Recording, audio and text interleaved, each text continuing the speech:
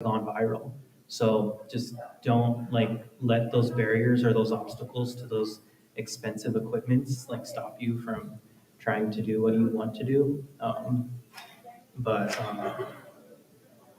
Yeah, there's like social media has such a big presence and so much power into sharing our stories and increasing that representation. Like look at Fawn Wood and her sister Tia Wood. Like they have millions of followers on TikTok and hundreds of thousands of followers on Instagram and stuff like that. That's super cool to see our relatives up north in Canada like building that platform and sharing their different stories and um, really calling out the inequities and the different things that aren't really taught in our history books. Um, I think we still have a few more minutes. Well, I can't believe we talked that long. I think we just want to open it up to see if anybody has any questions, and if not, I mean, We still have a few more pictures we can talk about. I don't know. Um, any questions? Tyler?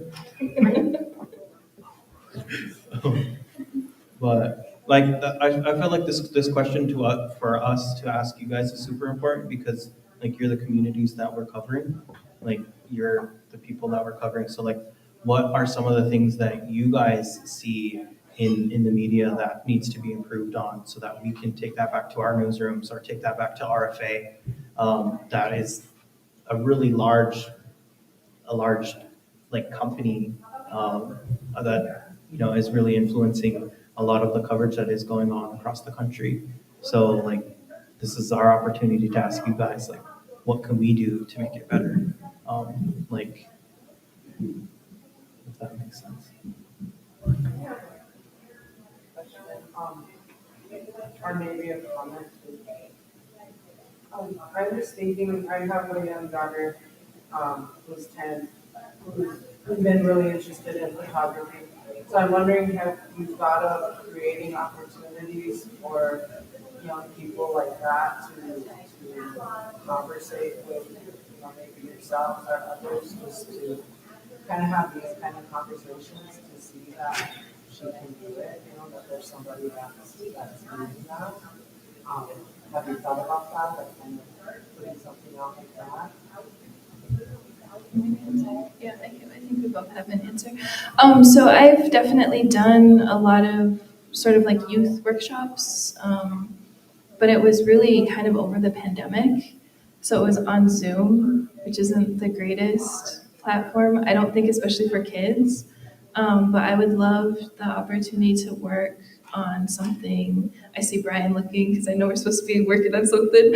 I would love the opportunity to be able to work with kids and work with, because I have we have a lot of connections to people that could provide cameras, that could provide things. And I think one of the things that was a part of my life growing up was I was always told not to get into photography. I was always told that there was an opportunity for me as a young Native woman to do photography because there was no space for me. And that's kind of true. Like I had to make my own space.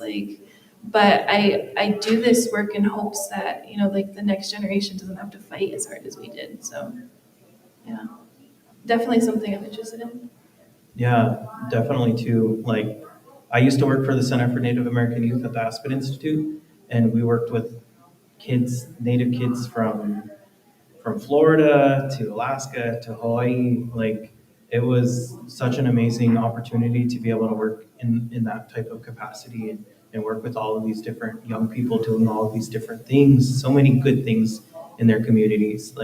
Um, and I was a communications person, so I would just talk to them about the power of narrative, like talking to them about creating videos of them delivering salmon, fresh salmon to their elders during the pandemic, or just doing other things like that, and just telling them, you guys have all of these things right in front of you. You just need to be able to do it. But I really do want to create something like this back home.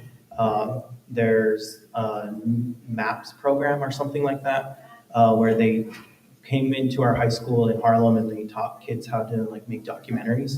And that's something that I want to do, like I just graduated, what, 5 months ago? And that's definitely something that I'm looking forward to doing here in the future. Both of us with RFA, we have to do a youth project, and I'm trying to connect with the Many Nations Academy in Portland, which is an alternative high school, to be able to talk with the youth that are at that school, to talk to them about the importance of media, of photography, of just storytelling, and they're a little slow to get back to me, but I'm waiting to hear back from them because Portland has a really large urban indigenous population. It's like the ninth largest in the country.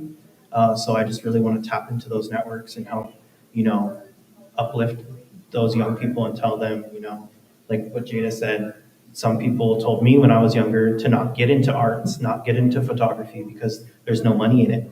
But I don't want to say there's a lot of money, but like arts, everybody consumes art. Like look at Reservation Dogs, that's art. Acting is art. Documentary filmmaking is art. Like everybody consumes all of the art, and we need to start uplifting more of our young people to pursue that. Like artists, like recording artists, like singers, songwriters, like the young guy that was up here earlier, like he said that he was going up for his second Emmy. Like that's amazing.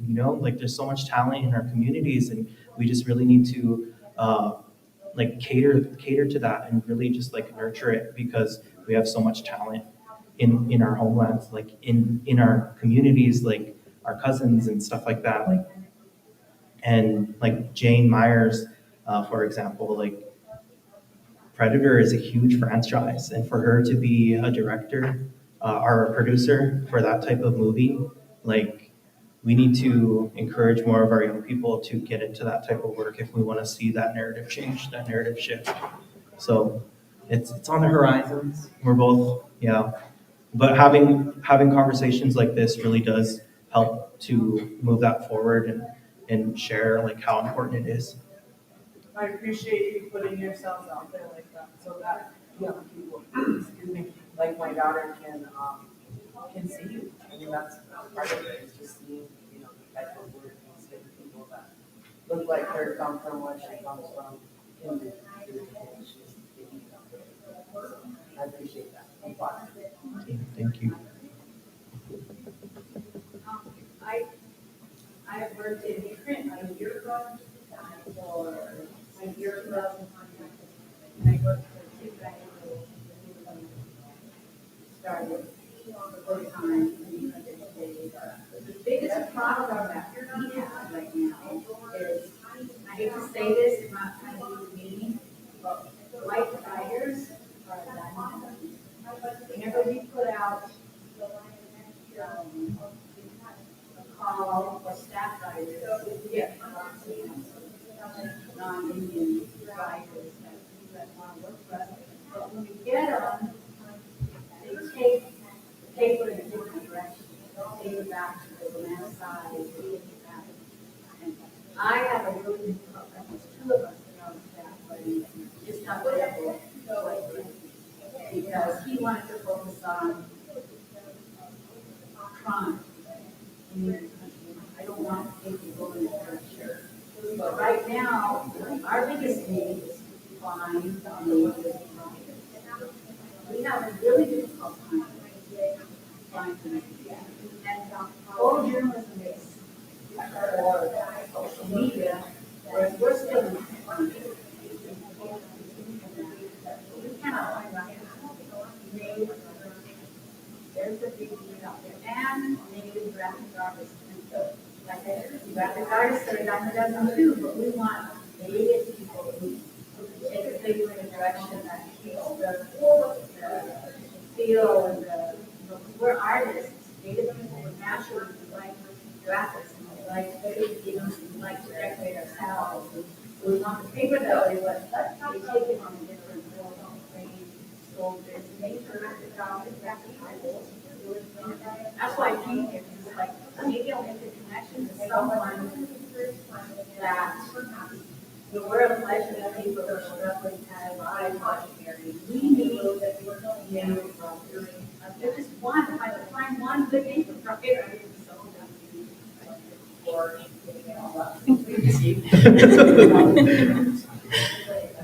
Yeah, no, I completely agree with you. I think we're so needed, and I think that's like why it's so important to tell youth that they can do anything they want to do, especially if they're Native, because we're so needed everywhere in everything. So that's why I always want to like look back at the people who told me not to get into photojournalism and look back because yeah, there's a lot of photographers, but there's not many Lakota photographers.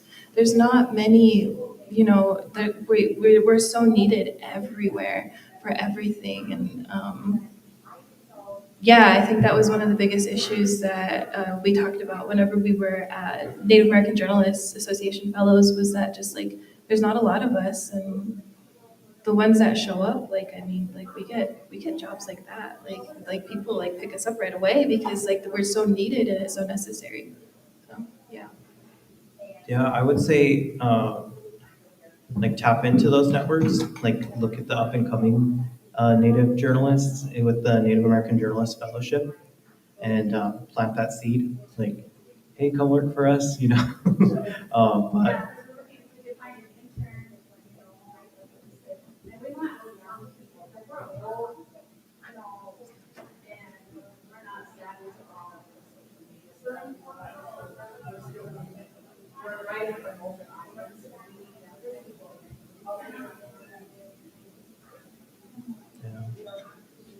yeah, Hi, my name is Renee, and I'm actually based out of Colorado, Gwinnett, Alamo, and a writer, journalist, and I cover a lot of outdoor industry, land issues, environmental issues, and I guess to respond to your question earlier, I think one of the biggest challenges is creating a safe space for this narrative change to occur. I can tell you just in the last year has been the hardest I've received cease and desist letters just from people in the public. A lot of oppression towards talking about some of these issues of erasure and visibility.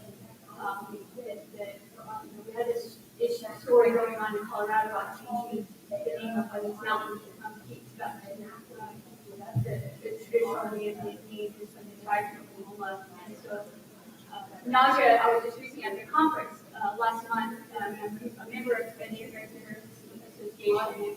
They're a great resource and support, and even then, it's been.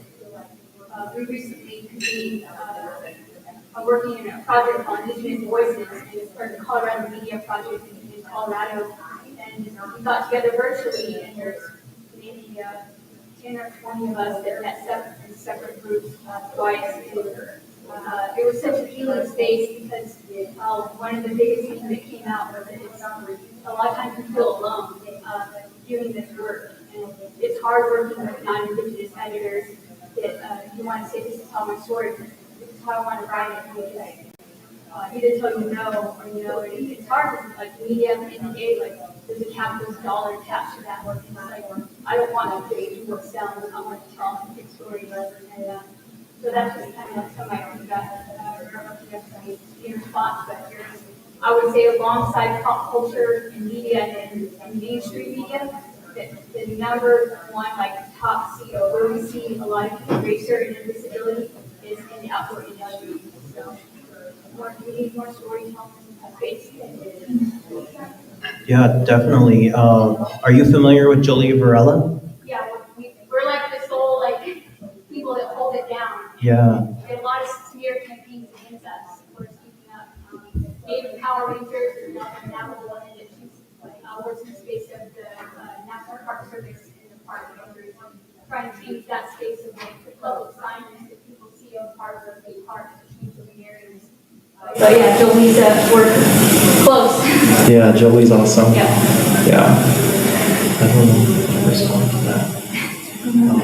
It's needed. Yeah. Yeah. So it's good to hear what you had to share today. Encouraging to. Thank you so much. I think we have time for one more question. We have 2 minutes left. Anybody else? Tyler? No, I'm just kidding. Thank you so much, everybody. We really appreciate it, and thank you for sticking with us. We really appreciate it. If you want to follow our work, here's our handles. Yeah, thank you. Yeah, thank you, everybody.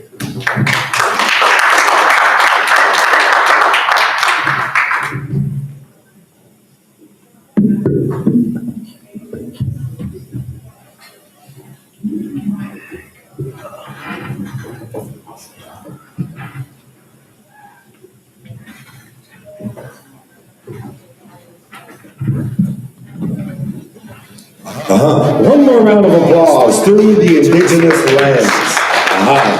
Lakota. You know, friends and relatives, again, in your schedule, in your agenda, if you look at that, there has been 2 slight changes that I want to make an announcement for real quick. The indigenous, no, not that one, the Ocheti Shapoli artists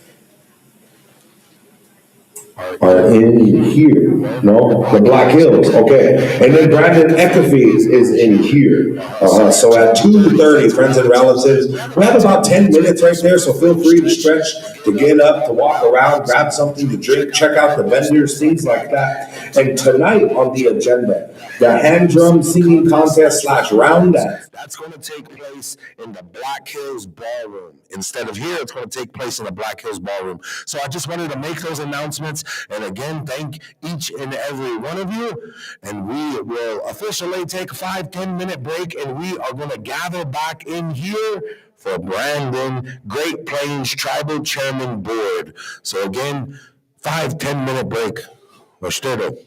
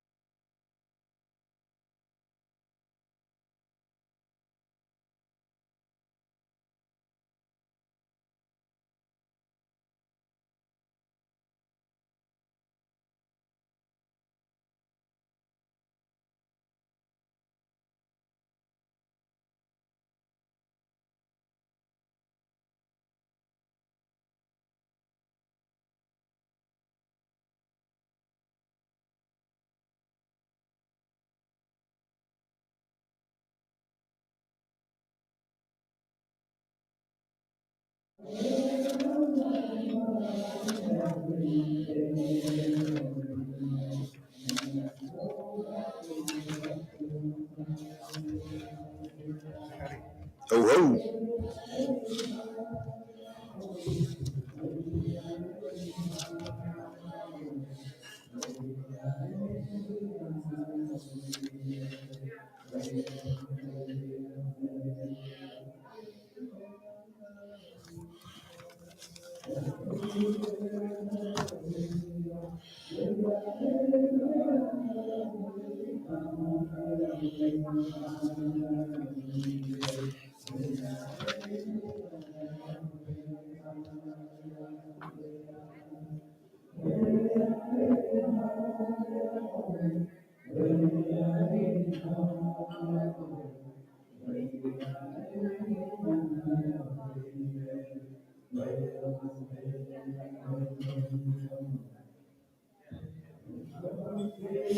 awesome.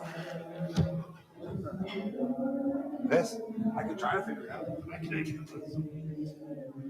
Has to be one of the buttons. Yeah.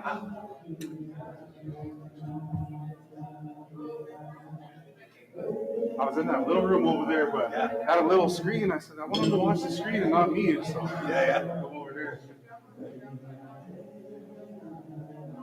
Thank you. Okay. Now just turning her on is the next step.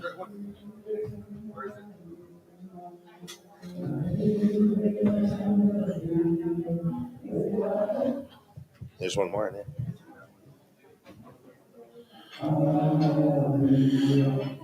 Am I pronouncing your last name? Yeah, you said it right. Okay. I'm horrible at butchering names. All right, we're back in business here, ladies and gentlemen. Debbie, I figured it out. We used the wrong microphone the whole time. So coming up next, ladies and gentlemen, we have Mr. Brandon Eckerby. He'll be in the Dakota Ballroom. The Ochete Chaco Congress people will be in the Black Hills Ballroom. Just a reminder, we've already been this throughout the summit here. We have surveys on the table. If you all haven't got a chance to do them, please feel free. And please fill them out. It'll help us plan for next year. Make it a better summit for you all.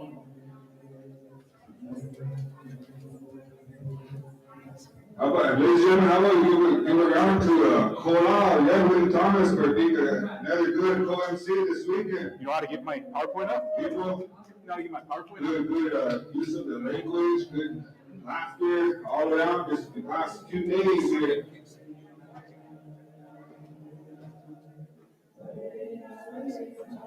And then this evening again, we have Miss Vaughn Wood as our dinner entertainment. She comes all the way from Alberta or Canada. So she'll be our presenter, performer this evening.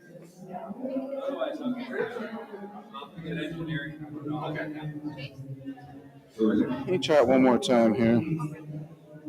So if you guys are Vaughn Wood fans, if you have any Vaughn Wood fans out there, we are streaming live, so please share the link on Thumbs YouTube. up, yeah. Might need a tech real quick. And then coming up later on this evening, we will have a good hand drum contest. That's what you're using. A lot of good Test. line for our new singers. All right.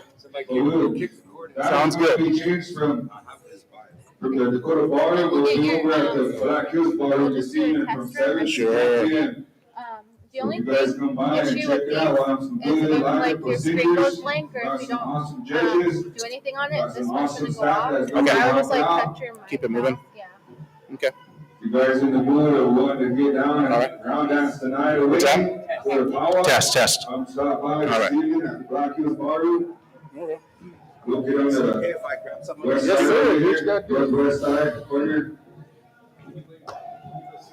No, your room key might be on there.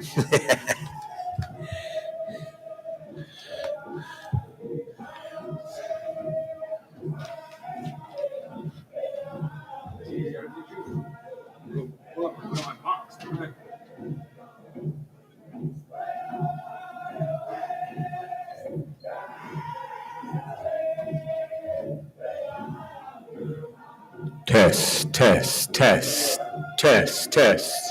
Oh, it'll pick you.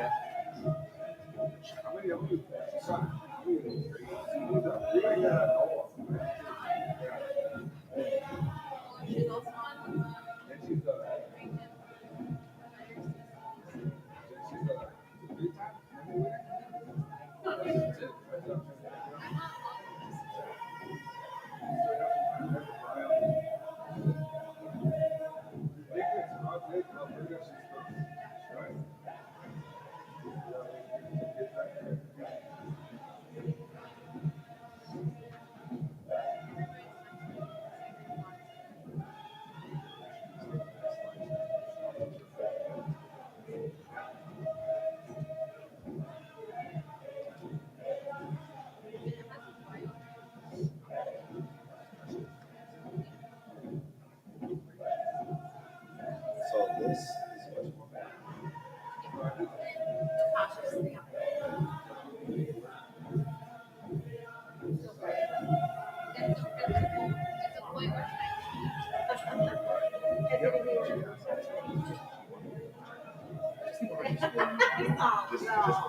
Maybe just the name of it. okay.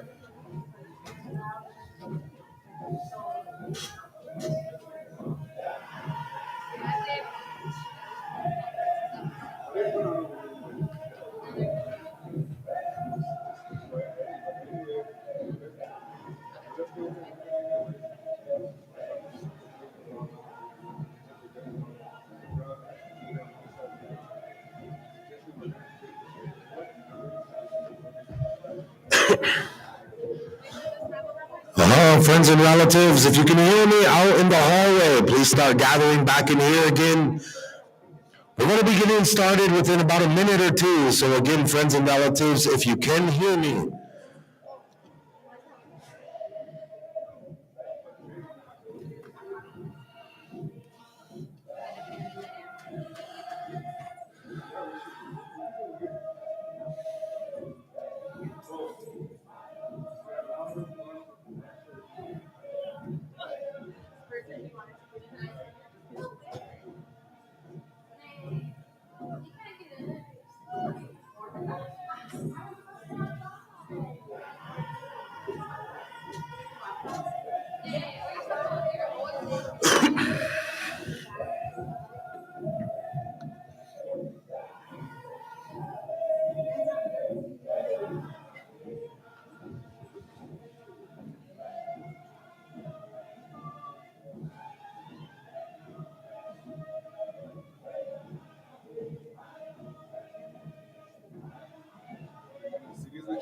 See.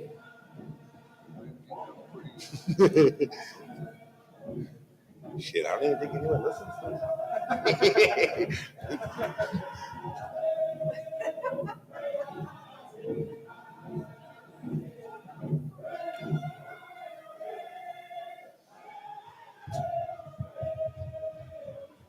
Give them a few minutes on the front end, that way you don't have to feel the whole time on the back end. There you go. There you go. You want to do another Thanksgiving? I'll keep practice for that.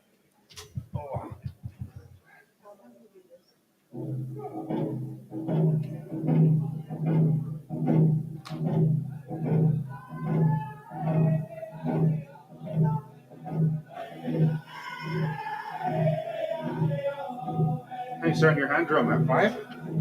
7. Do they have to be registered for the summit?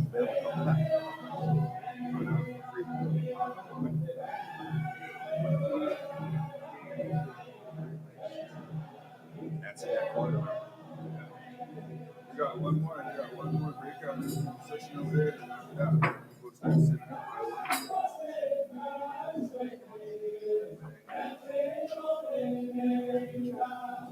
Are you going to introduce Chase? Him and the Chase. We can do them both, and then I'll do the last one.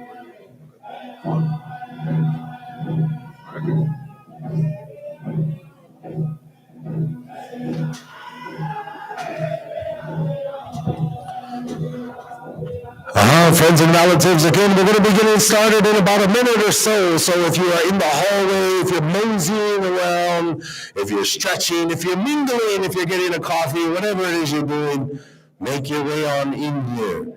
We are going to get started shortly.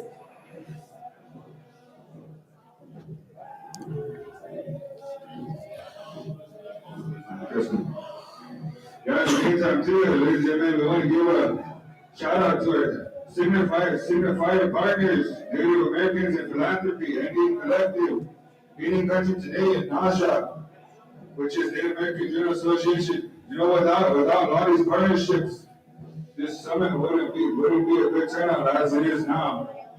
So we want to think about those partners. We want to thank all you guys for coming and being part of our first annual Lakota Summit. And then again, this evening from 7 to 10, I'll be hosting and emceeing the hand jump contest.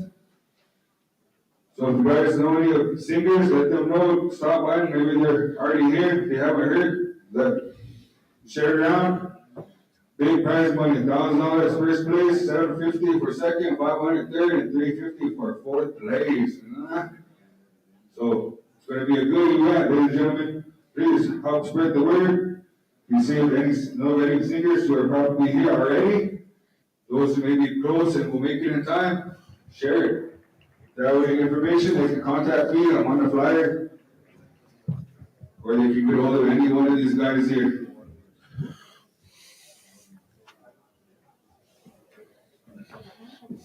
Just give me the high sign, sir. Yeah. At this time, we are going to go ahead and get started. Please Please give me your attention, please give me your ear as I read a biography here. And we're going to turn this on over here to a great man here who has many amazing things to share with us. We've had a very beautiful time here thus far, and we are not finished yet. So, ladies and gentlemen, Brandon Eckerfe is an enrolled citizen of the Ogallala Sioux Tribe and the Director of Communications and Public Relations for the Great Plains Tribal Leaders Health Board in Rapid City. He is an award-winning journalist who worked as the managing editor at both Native Sun News and Lakota Country Times. His writings have appeared in Indian Country Today, LastRealIndians.com, Native Max Magazine, the Rapid City Journal, and many, many more. In 2016, Brandon opened Bad Face Consulting with the goal of helping tribal organizations better tell their story. He holds 2 degrees from Dartmouth College and currently resides here in Rapid City. Please help me welcome Mr. Brandon Eckerfe. Thank you. Thank you, everyone, for being here. Since we're online, I'm gonna pretend like there's a whole bunch of people listening. So you guys gotta be loud. But no, but I'm a big believer that that the people who are here is kind of meant to kind of hear the story that I have to share. I was inspired by Zuya 5, what you guys are doing with your work, and want an opportunity to speak with you. It's kind of what you're doing.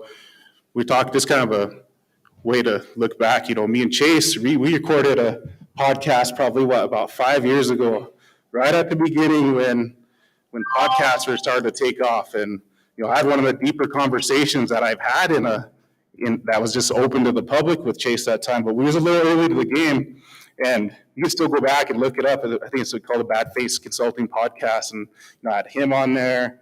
Stacey Phelps, him and Dana Hanna came on. They told their whole story on that podcast, how the state kind of did them wrong. So, I've had a lot of experience dealing with all different parts of the media.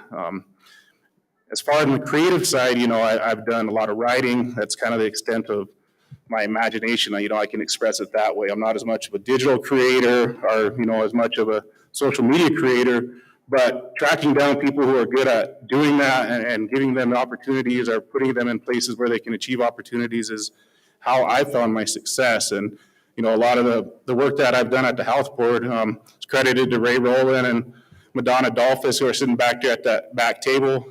Almost all the content that we're going to use in this presentation was created by them. Very talented graphic artists. Really experienced, with doing communications work, just top-notch professionals. A couple of events that we have coming up at the Health Board, always take advantage of, do a little promotion. We have a masquerade party on the 29th, that's free. We do sober events every month. Tomorrow, Hey Sapa Wachipi Youth Conference, we have Spur and Tiana coming on. Kyle Mesteth, who's back there, the guy who's been running the sound for the conference. His 2 short films are gonna play. There are 3 short films we're going to play, kind of some neat stuff. Look at the work he's doing at Ground Control in Pine Ridge, creating narrative change. That's the idea behind the conference, idea of why we're here. And, my presentation really is a story of trying to create narrative change. Looking at the mistakes that we went through or mistakes that were made before I came on, and then looking at what is the real impact of changing our narratives. Because we all talk about, let's change the narrative, let's change the narrative. Well, what happens when we change the narrative? And you look at what's kind of taking place slowly but surely with the Great Plains Tribal Leaders Health Board and Oyate Health Center in Rapid City is we're starting to shift narratives. And a lot of that shift in the narratives is coming through corporate communications, through advertising, through the use of social media, through podcasting, through the use of traditional media, all forms of communication.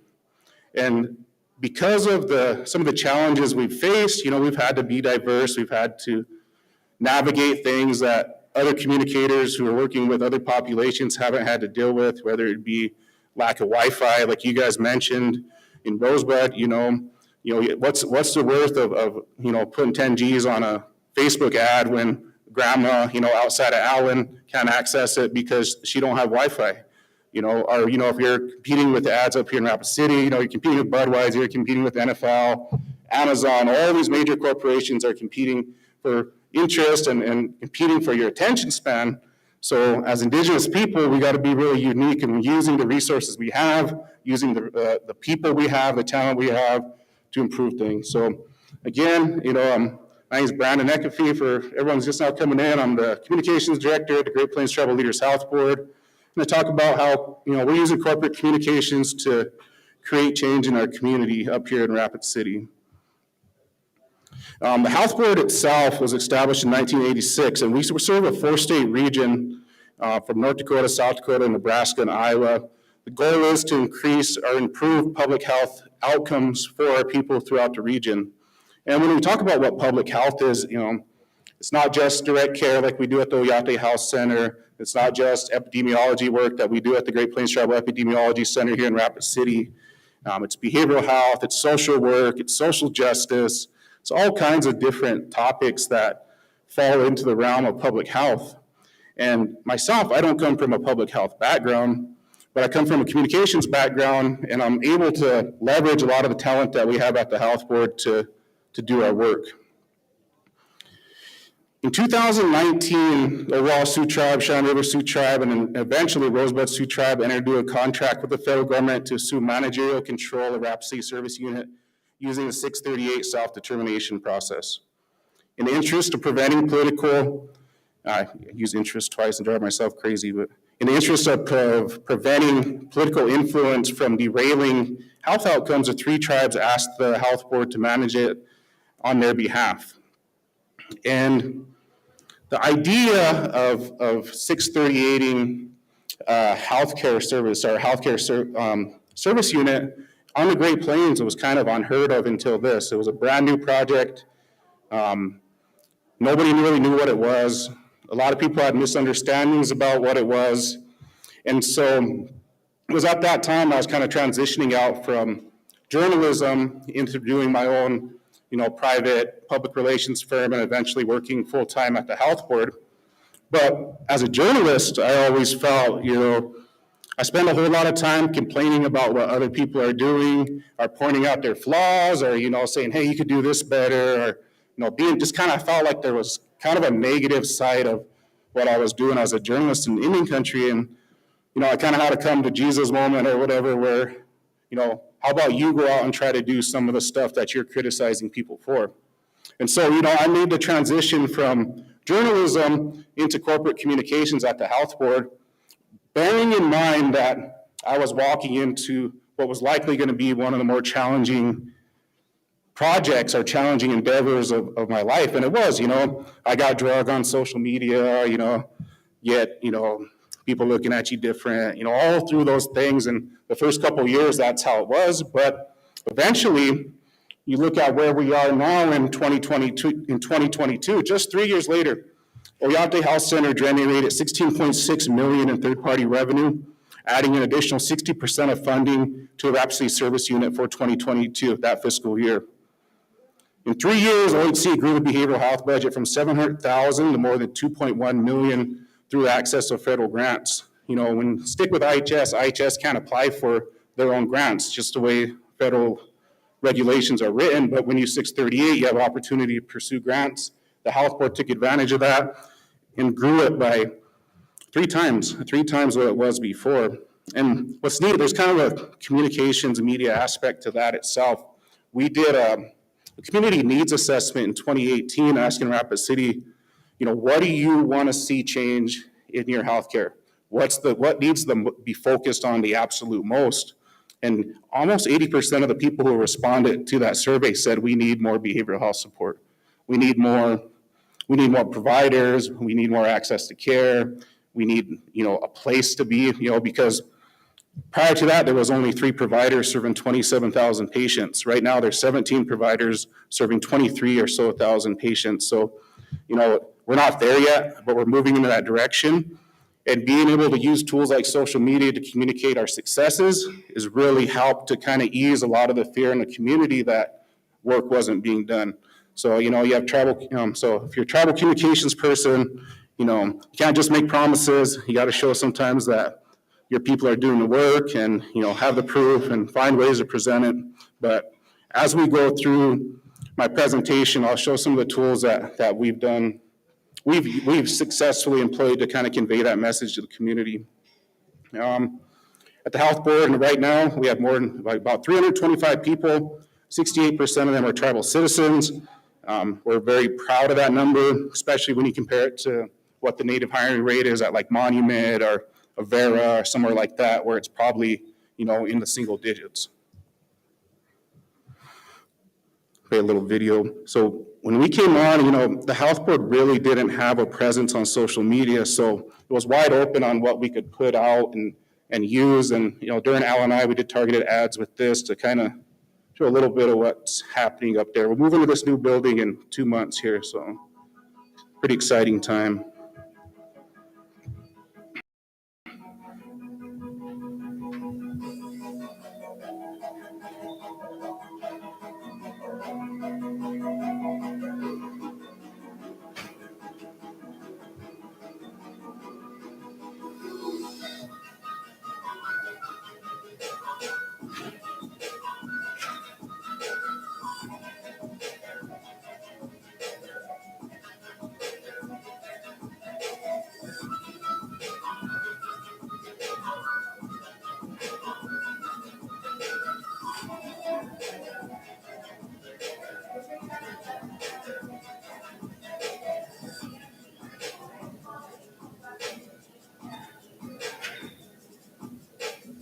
Kind of a cool kind of display of just kind of where we're at now. Where we're at, we kind of have the community in a place and our staff in a place and tribal leaders in a place to where they can envision what it would like to have something different, something new, something more progressive than what was there in the past. But that wasn't where we started. Where we started was we're confronting narratives that were instilled in the community, narratives that were placed upon us, forced upon us, built into us, that we had to start to unravel subtly. We couldn't unravel them without the work that was done by the people at the Oyate Health Center, people at the health board, the work they did, the sacrifices that they made. But how do we take that story that they're creating up there, that story that they're developing, package it in a way that our community can understand, our allies can understand, our competitors can understand, and, the community up here, so they can realize, we deserve a seat at the table. We're professional. We're more than capable. We're confident in what we do. We're capable in what we do. So empowering narratives that existed before was you have more local control. You have a problem, you can approach people here to change things. There's proven examples of how 638 can work in other places, other parts in the country. We have talent in our own communities to do it. You look in this room, I look at what you guys are doing in Rosebud, what you're doing on TikTok, all that capacity that you're building for your community, all that exists within our community here. And all that stuff's marketable. And I'll mention how I think you guys can make a lot of money selling some advertising spots on your YouTube and all that too. And eventually, I imagine you're getting there. But just looking and recognizing that this talent is in our community, we can use it, we can cultivate it, we can build it, we can promote it. We have faith in our own homegrown institutions and people. There's always a tension in our communities about tribal government, IRA versus grassroots, 638, IHS. There's all this tension that's always there. And for whatever reason, a lot of people have the belief that they're stuck on that narrative that we need federal oversight. We need someone in Pierre, someone in Washington, someone to tell us how to do things. No, we can't start our podcast and do it the way we want to do it. Can't do our YouTube page the way we want to do it. We got to copy all these different people. For whatever reason, the idea of creating homegrown, grassroots, indigenous creations, art, media, and using it in a corporate setting is just non-existent. How many times have you seen tribal government contract out for services when someone down the street can do it? That happens all the time. How many times has IHS brought in professionals from somewhere else when, you have people right down the road you could hire, bring in, and they can do it, all these different things, all this audio stuff, all this stuff. Kyle does work at home. Pine Ridge has gotten a lot better at using local talent. I know Rosebud does. I watch your guys' council sometimes. Their YouTube work, I think that's progress, OLC TV, all those things. But what are the self-limiting narratives that were existent, when we first got started, and then the ones we still play out in our community? Oh no, if we turn it over locally, our own people can't be professional. They're gonna hire their low brother. They're gonna hire their relative. They're not gonna hire the best person for that position. That's a self-limiting narrative, that keeps you from uplifting your brother, keeps you from uplifting your homeboy who went out, got his education, came back. We want those people to be working for us because we know. So that idea that there's always going to be nepotism, we want to get rid of that. How do we overcome it? And what's never been done here? Well, it's never been tried here. What else have we never tried here that we can try? Federal government has to provide services to us. Well,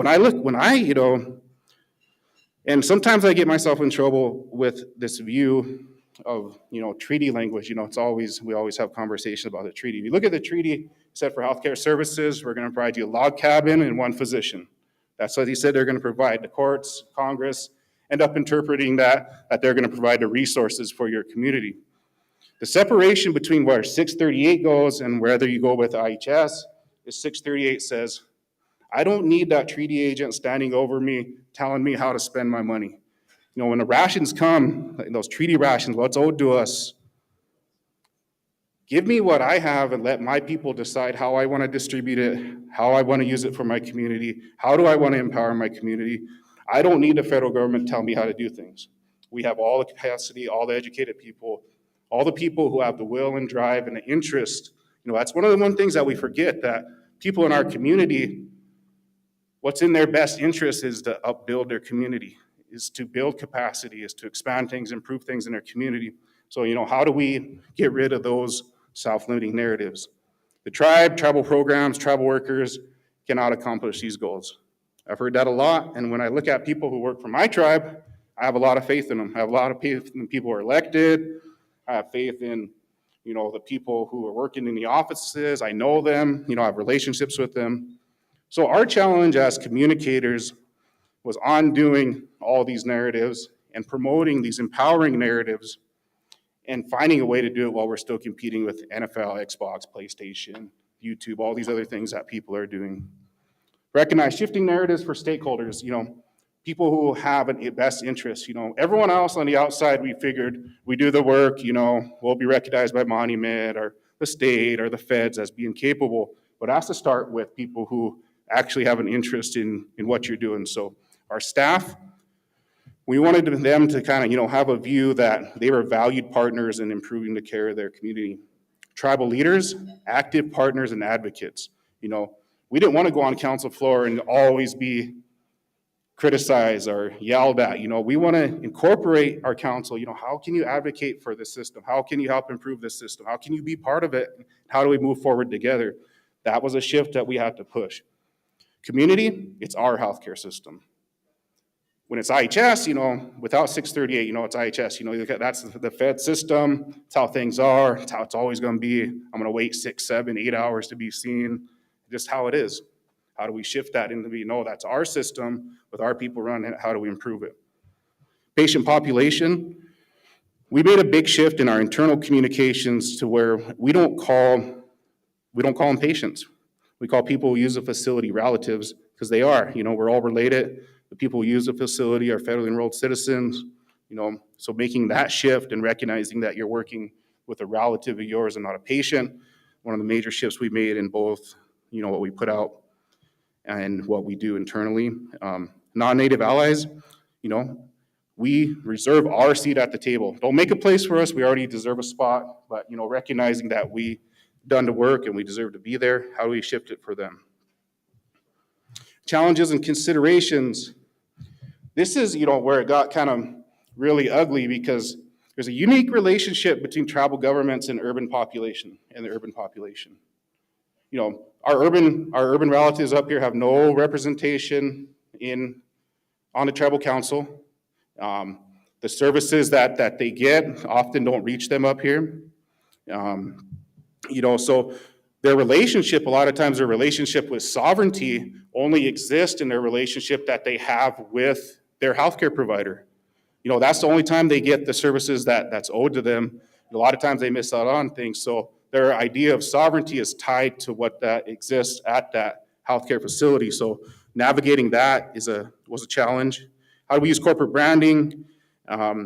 Looking at making us kind of more of a brand in the city, not just, that Indian org, but a brand. Lack of Indigenous inspired advertising. Before the Health Board and Indian Collective kind of came along, you didn't see Native faces on billboards around here and TV commercials. Absence of representation for the population, again, like in TV, news, all different aspects, our people were absent. And that lack of culturally appropriate health resources were some of the things that we came into and had to consider as we move forward. So our strategies to shift the narrative include a community in the creative process. So some ways that we've done that. Standardize the use of term relative for internal and external communications. Make our story available. We talk about how we're doing that. TikTok, YouTube, podcasting, number of other things. Be better than IHS, Avera, and Monument. There's a point, you said we're going to do this for our people. If we're going to take on this challenge, there's a responsibility to do it better than everyone else is doing it. That's kind of, part of our core belief of what we're doing in our communications department. Be innovative, be humble, be first. That humble part's big. You see communications teams get stuck in a way for a long time. This is how you do it. Not going to listen. I'm always stealing ideas from you all. So all you creators out there, I'm humble enough to know that we're pretty good, but a lot of you are a lot better. And so we draw from that. One of the first things we did was we created a website. If you look at the image in the background, that was created by a local Rapid City artist, Michael and Douglas Tubles. We looked at the website as kind of one of the first contacts we were going to have for the community. How were they going to look at information? How were they going to consume it? We wanted to make sure that there was some sort of ownership. So recognizing that the artists play an important role in, showing the community and contributing to all types of influencing and how we direct our information. We wanted to include the artists. So that was one of the first things that we did. We asked him to create a piece of artwork for us and then incorporated it into the website. I think I might have stole that from Thunder Valley, the idea, that community incorporation, that community buy-in, creating that. Relying on our local talent, David Bulldog Mashad, very recognizable. Some stuff with our vaccinations. I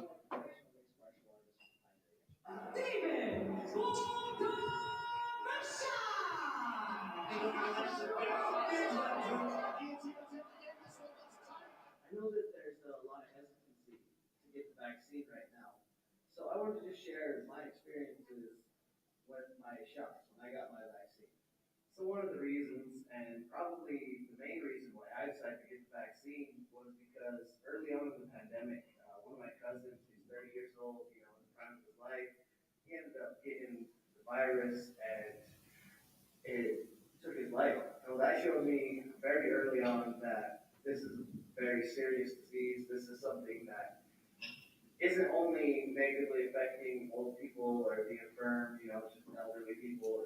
It's bad for everyone. So after that, I knew as soon as there was a vaccine, I would be getting it as soon as I could. I got the first shot.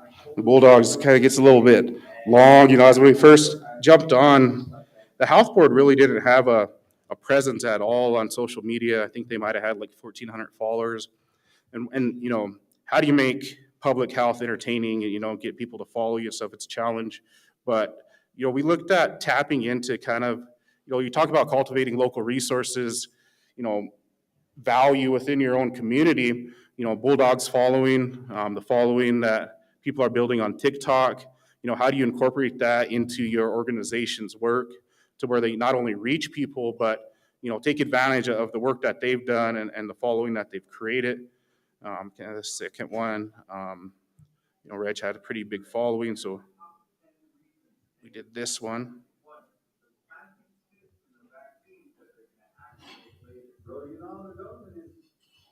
There's doctrinal vaccines. They're going to activate later. Control us. Go ahead.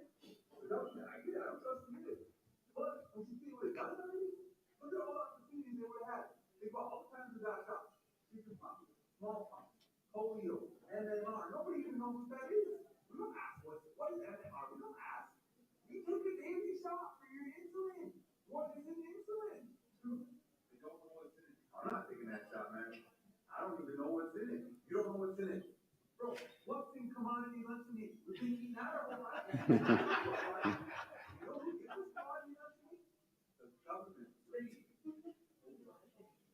I'm full blood. Full blood is still like that. Where did you get this research from? Because not to be that guy, during smallpox, that kind of worked against us, didn't it? Number 4, bros that think they already got COVID.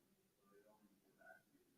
I already got COVID, bro. Like 5, 6, 7 years ago. And had a sore throat, fever, headache, the lungs, all of it. Not to be COVID. You got COVID-19 in 2015, and that's your reason for not getting vaccinated. And let's just follow that line of thought. If that were possible, it's not. Are you sure your antibodies last that long? Number 5. The way I did it, I can't catch COVID, bro. I've been around it all the time, around all kinds of people. I just can't get it. I'm just type of guy that can't get it. Do you not remember? You said the same thing about STIs, bro. And how many times did I have to give you the eye test to get new antibiotics? What's an antibiotic? You don't know. It sure has something. I was thinking about getting it. The council said to get it. After that, I get it. I don't trust that. No, that's it. I heard that shot makes your arm sore. That'll affect my jumper, Ned. Uncle got some tournaments coming up. He's having the shot on the other side. Plus, you can't even shoot anyway. I'm not getting that shot. We don't even know the long-term effects of it. Maybe. But we also don't know the long-term effects of COVID.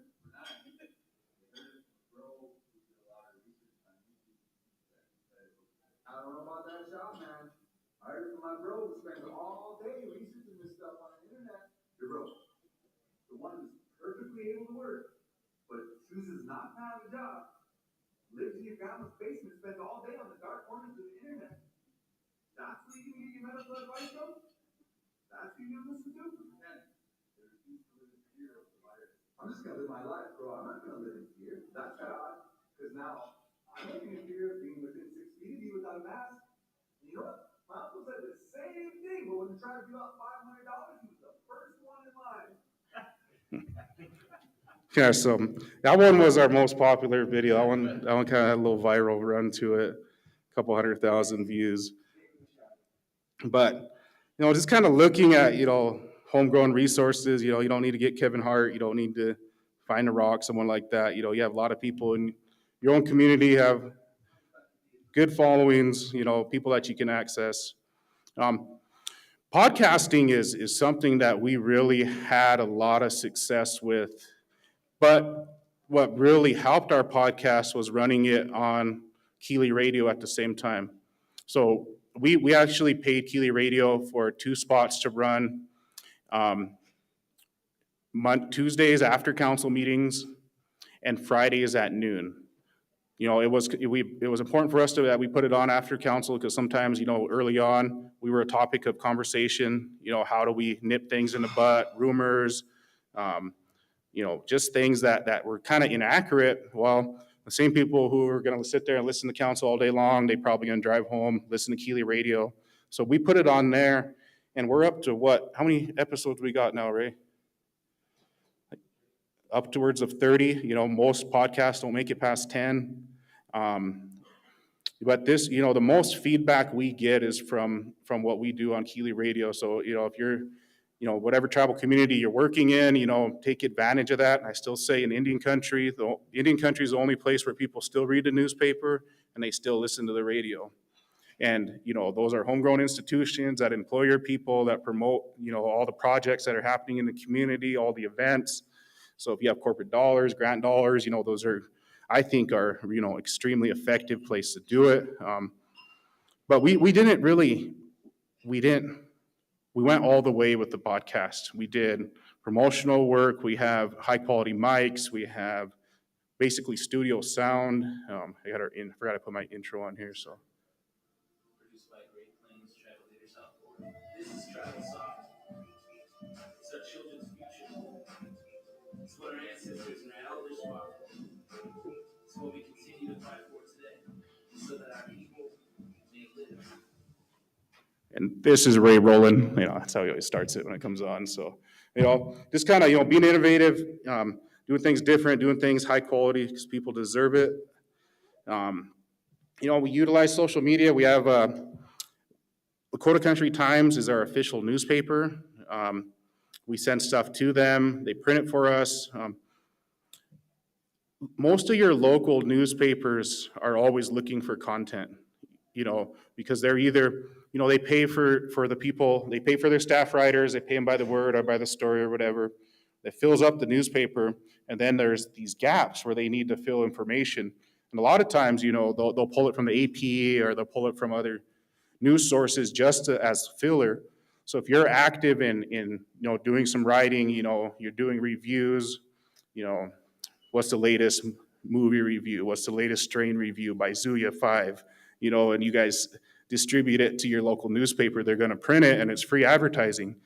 Grant programs out there, you guys are on limited budgets, just a little bit of extra work. We have this event coming up. This is why we're doing it. Pick up a couple quotes from people in your office. Stretches your dollar, makes it worthwhile. The community appreciates it. Local newspapers appreciate it. We host press conferences. Recently, we had all tribes in the state endorse Amendment D, Medicaid expansion. We did that extremely professionally. We were focused on doing it professionally. Again, the people, your organizations, tribal leaders all deserve that. So kind of focusing is on doing things the right way is our goal. That's been extremely effective for us also. Rhapsody Journal, KVN, KOTA, they always reach out for content. They all need content. They all want Indigenous content. So if you're producing just a little bit, do a little bit of meet them halfway there. A lot of times they're willing to work with you. It's kind of some art that slipped in. Yeah, I don't know if everyone's seen this around town. We got this running on the billboards in town. We've done billboard campaigns. Again, brand placement. If you have a brand, I always think the important thing to do, make sure everything matches your colors. Stick with them colors, have faith in your colors, build that uniformity. But, the art, these guys back here made the art on it. Looks great. That's in town. That helps to build relationships, helps to kind of standardize your place, carve out your place, secure your place at the table. Television ads. COVID-19 brought in a lot of public health dollars for education. The health board's very good at doing public outreach on, things that like the syphilis campaign, HIV campaigns. I think this one is basic vaccine stuff. If you notice, we use the QR codes. The QR codes on this corner down here. We don't get as much. You get some traffic into your websites, things like that by using your QR codes, but it's kind of a good way to see who you're reaching. You use some of those demographics, just a important tool to see who's consuming your information or who your information is reaching.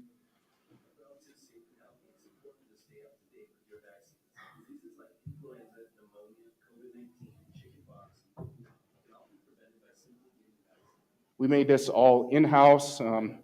Send out to make something like this from some of the regional creators, running probably about 20 Gs, just to create these 30-second commercials. Creating them in-house, building your capacity in-house, investing in your local communications department or in-house communications department saved us a lot of money to where we could put it out for a lot cheaper and a lot higher quality. Jumped out of my slideshow here for a second.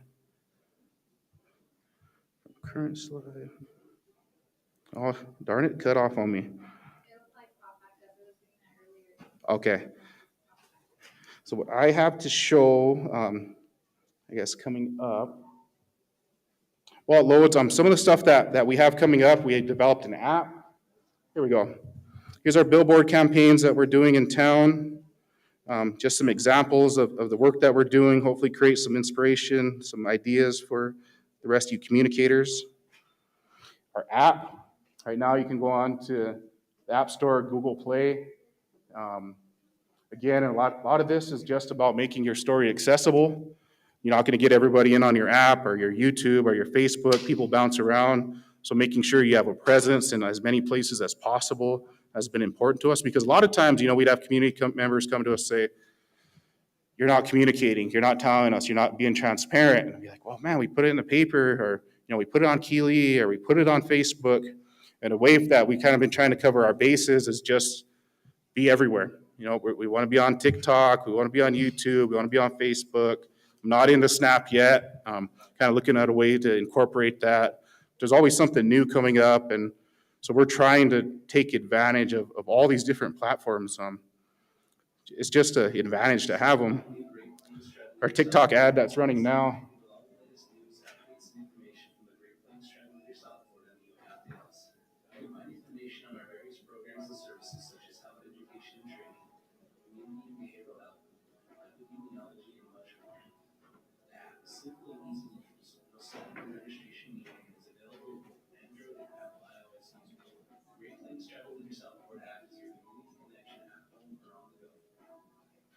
So we have that coming up.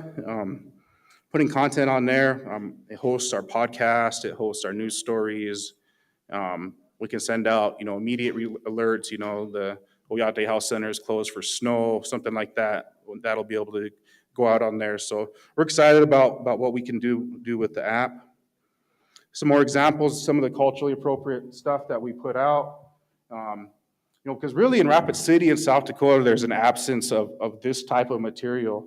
And being able to fill that void is something that we take advantage of, because there is a void. There wasn't nobody putting stuff out for Pride, and we support, our relatives, and we want to be in that space, but it's also an advantage for us that no one else is doing it. And so it feels like it should be us that's doing it. And so this was some material that was created by our team back here.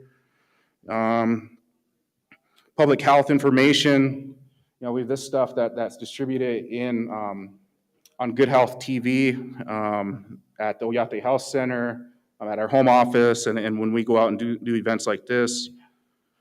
Some more stuff, some visuals, creating things. Again, the events that we have coming up. I don't know how I'm doing on time, but I'm at the end of my slides. I think people probably have some questions. Looks like we have about 15 minutes. Anybody? Great presentation. My mind was really going. You're sharing some ideas that you sparked, so thank you. But I do have a question in regards to your audience. As Native-led organizations, our main focus starting out is always local and community-based. But at what point do you reach into that more national audience and make that a priority as well?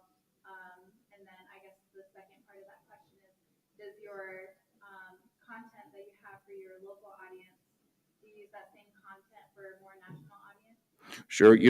What was unique about the health board was that they already had a strong national presence to where they were influencing, or at least informing, on public health law, on policy development in DC, but they hadn't really done a whole lot of work locally. They were a regional organization, but because it was 17 different tribes, there was never a focus on one local community. And when we came in was when they first opened the Oyate Health Center. And because there was no representation from the health board, all kinds of different gossip and narratives and just complete nonsense was filling that void. And so what I told leadership at the health board when I came in, I said, my number one rule that I've learned in Indian country is if you're not telling your story, someone else is going to be telling your story for you, and you may not like how they're doing it.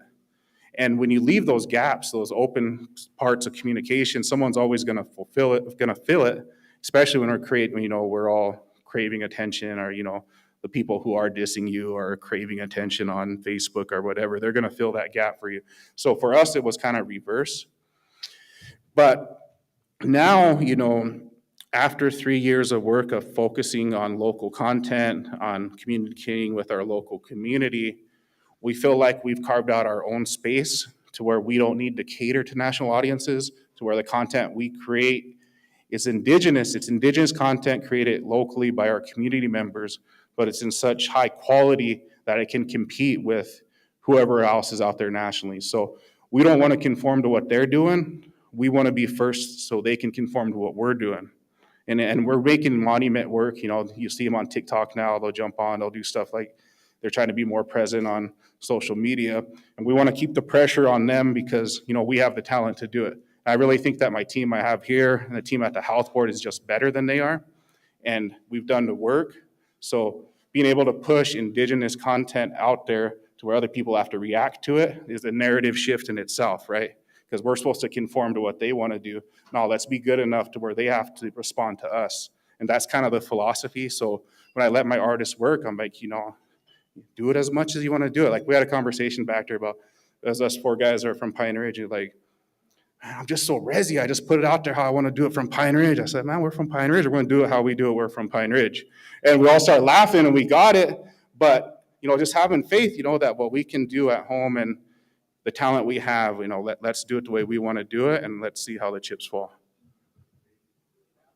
But I couldn't do that without the support of our CEO and our management that allows us to have that freedom. And so in some orgs, you can't come in and like, I'm gonna do it the way I want. Well, I'm gonna fire you, to kick rocks. But, we're lucky enough to be able to do that. And so far it's been successful.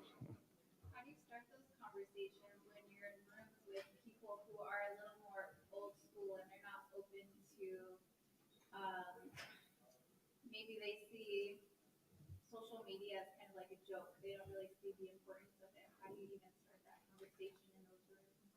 Well, for us, just to be blunt, it was the conversations that were happening in social media in our absence that forced us to realize the value of it and the importance of us stepping in and saying, no, we need a social media presence because the only presence we have is negative.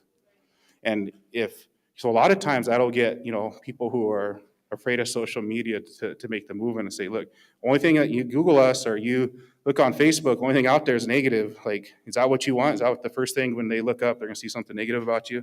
Well, if we don't act, then that's what's gonna be there. And tribal orgs have not been real effective or proactive in telling their stories because there's a lot of successes that happen at the tribal level, but articulating that story and reversing the narratives that are already there sometimes never happens. So those positive stories never make it out. And the notion that they're failures or they're not performing up to task, those things continue to exist. So, as communicators and as influencers and social media people, that's the challenge we face. And it's kind of personal, right? Because all that negativity that's out there, that energy, just that force that's always kind of holding us back, almost like in a spiritual sense, you feel it, you do all this good work, there's still something that you have to overcome. That's that negativity, and there's a spiritual side to it. And as communicators, we're often the tip of the sword. So we feel it, we take it on. We're the ones that get drug on social media sometimes. We're sometimes the ones that get blamed for decisions from council or whatever, but for whatever reason, we're in these roles. Whatever happened, we're the communicators and this is where we're at. So we take that on, but just knowing that it's not only technical or a skill thing, but it's also a spiritual battle going of what we're facing out there, trying to promote what's good in our community when there's that negativity out there trying to push us back. And social media is a great place where negativity runs. So when you're on there competing against it, you feel it and it's taxing, but it comes with the territory.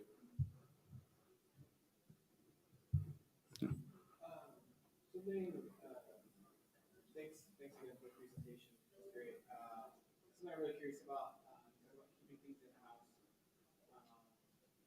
And I'm curious how you approach building out that capacity.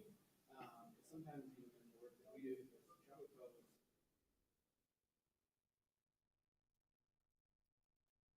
we're in and out of.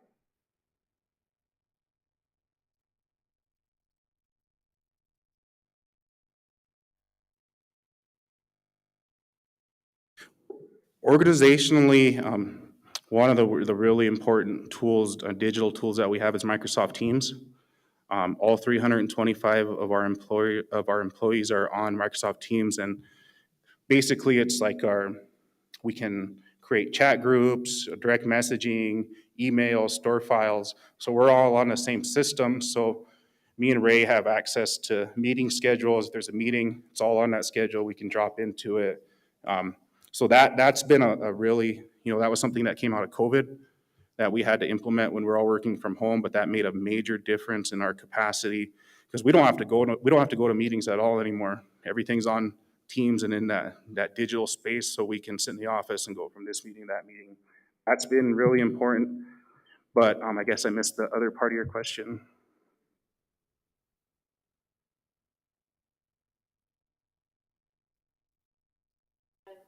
Organizations across Native country, they have many programs and entities that fall underneath their work, but with two.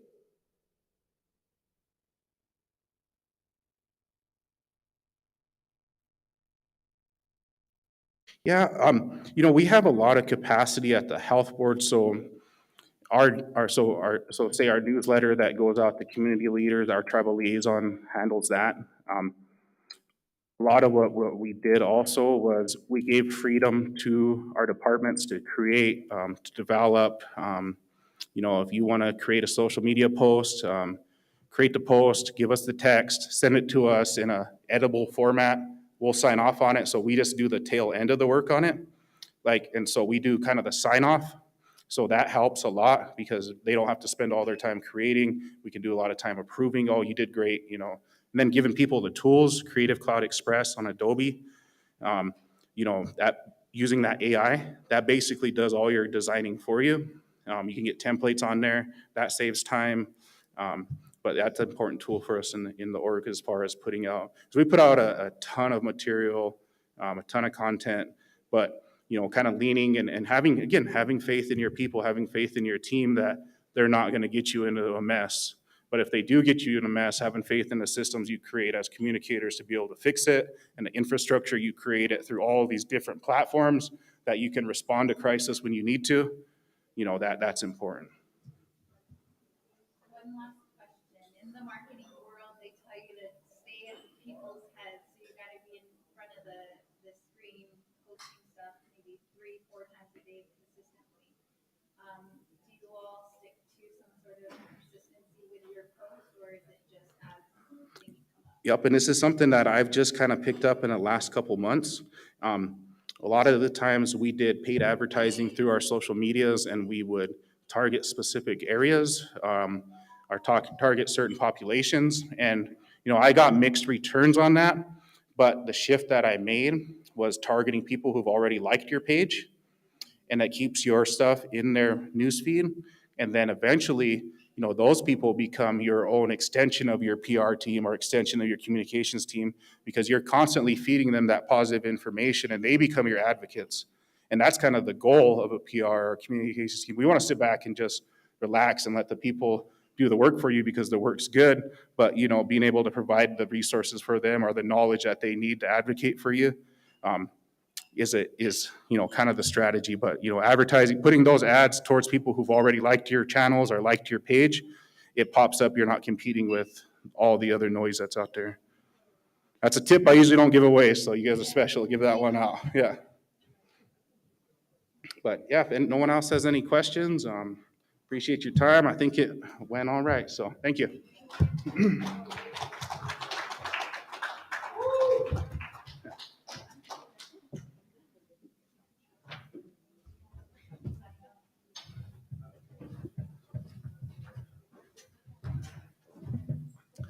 Well, still, Brandon. How about another round of applause for Mr. Eckerfe here?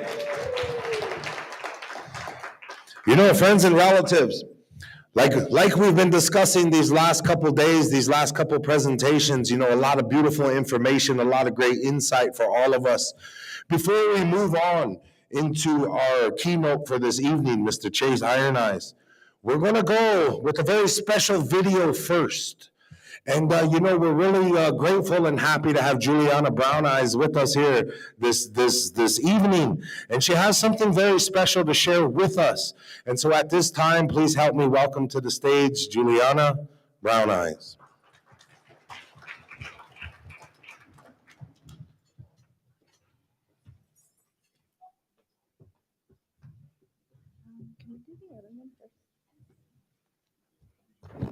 Hamadakiapi, Lila Iomakipi, Wamblio Hitika Imachiapi,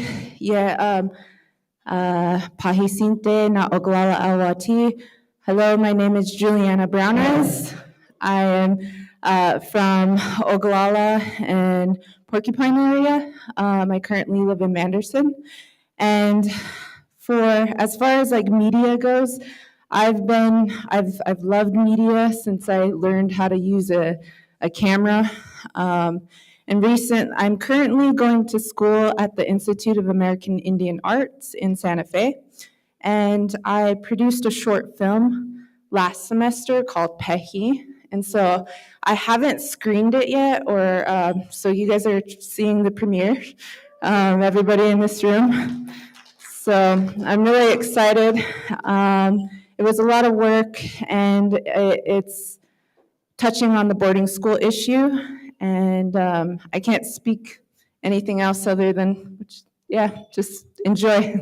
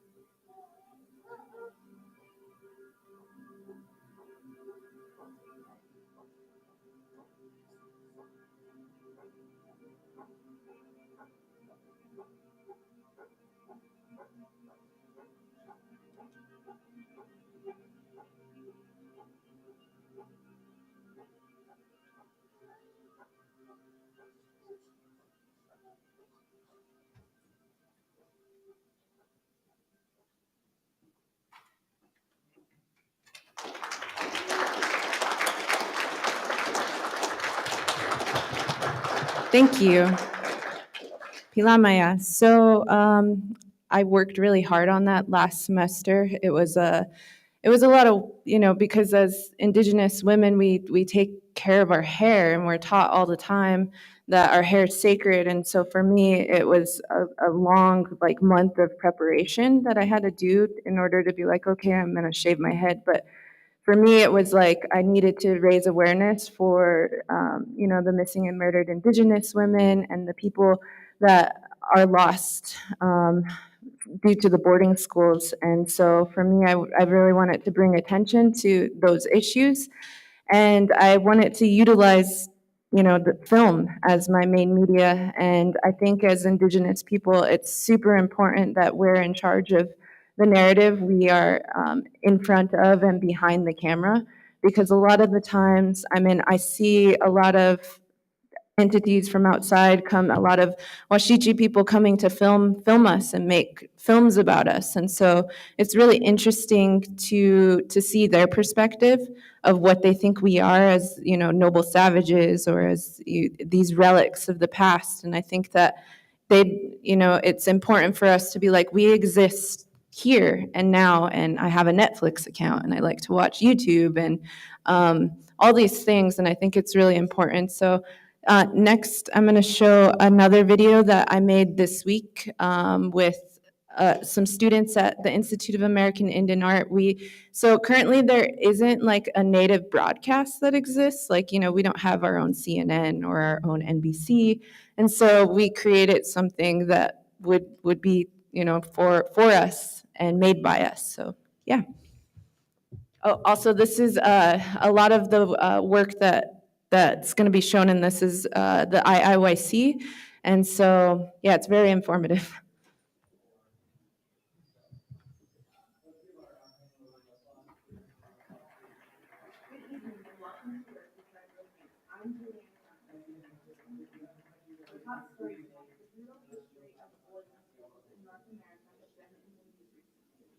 It was the heartbreaking discovery of Native children's unmarked graves at the Kamloops, British Columbia school that finally captured the world's attention.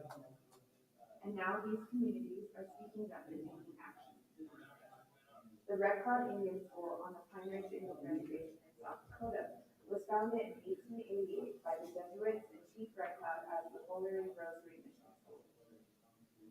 In operation today, it is a private boarding school that boasts having the most Gate Scholar alumni of any school in the U.S.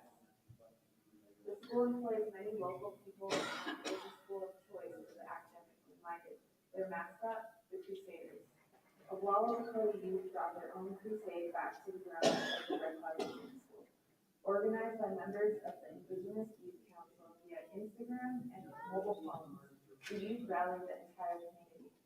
On October 16, 2021, the community rode 5 miles on horseback, converged upon the Red Cloud Indian School, and set up a loudspeaker. Elders were invited to give testimony about their time spent at the boarding school. One night I was thinking about it, just as a crime that was committed to our relatives. In an emotional moment, Alex Whitecomb, a former tribal president, burned a copy of the Doctrine of Discovery, stating, "This document doesn't exist in my heart anymore." The doctrine of discovery was a justification by monarchies and Catholic popes that sought to legitimize the taking of indigenous lands in the New World. As heathens, the people and their lands were fair game for colonization, and if unwilling to submit, to be eliminated and enslaved. On the grounds of the Red Cloud Indian School, the Indigenous Youth Council presented their own document, a list of demands to the Jesuits. Among these demands, that if bodies are buried at the school, it be treated as a crime scene. However, instead of it being investigated by the tribe or the FBI, the Jesuits began their own investigation. In May of 2022, a contractor surveyed portions of the school campus with ground penetrating radar. An official report indicated one of the two sites examined indicated anomalies and recommended further investigation. This is a site identified by the community as a potential grave site. And in August 2022, the Superior General of the Society of Jesuits apologized for the ways in which St. Francis and Holy Rosary Mission and boarding schools were for decades complicit in the U.S. government's reprehensible assimilation policies. He vowed to give the Pope a letter from the indigenous people of South Dakota. The Oglala Lakota community continues to press for meaningful action and resolution. A truth and healing reconciliation effort has not yet borne significant results, despite the Jesuits placing prominent community members on board. It is yet to be seen what the results of the Department of Interior's federal Indian boarding school initiative will be. What's clear is the seventh generation rises, led by elders who evolve past old ideas and who imagine a future for indigenous people. Thank you, Juliana.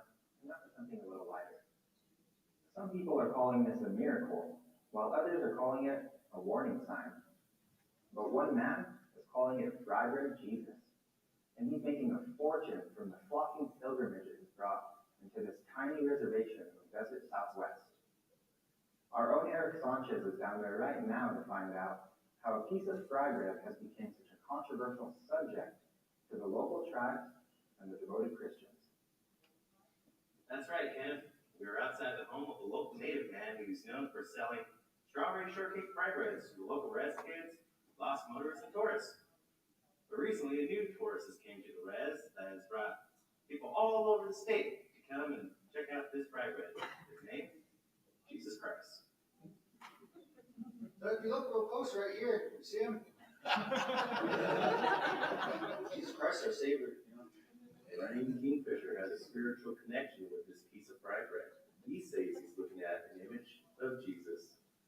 Yeah, you see, it's Jesus. How did you find this? What were you doing when you found Jesus on He found me. About 5 feet and just 12 or maybe 6, I don't know. Wasn't too good at school. It was kind of intimidating looking at him. Gives me boarding school flashbacks, but that's all right. It's all right if we drink.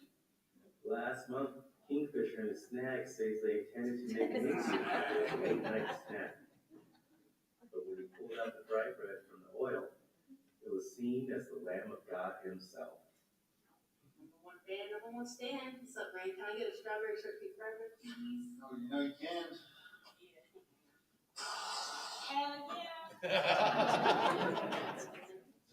What the? What the? Man, why are you always doing this? Especially during the inflation all these times. What the? Man, I thought we were family. No, all the white people keep coming around. And all of that, but the fucking city natives. I mean, look at this. She's not even wearing beaded earrings. No. Man, I don't want to talk fancy about this. Hey, there's even a hair in this. You know, I'm going to take this because I got hair in this quick. You don't like it, give it back. Be that way. Good morning, good morning. Hi. What do you want? Yeah, can I get strawberry shortcake fried bread? Yeah, that's all we got. I mean, it's kind of average for Ray's thing. I mean, I feel like you kind of rushed it. But, you know, you got to pick on a price, like $22, $25.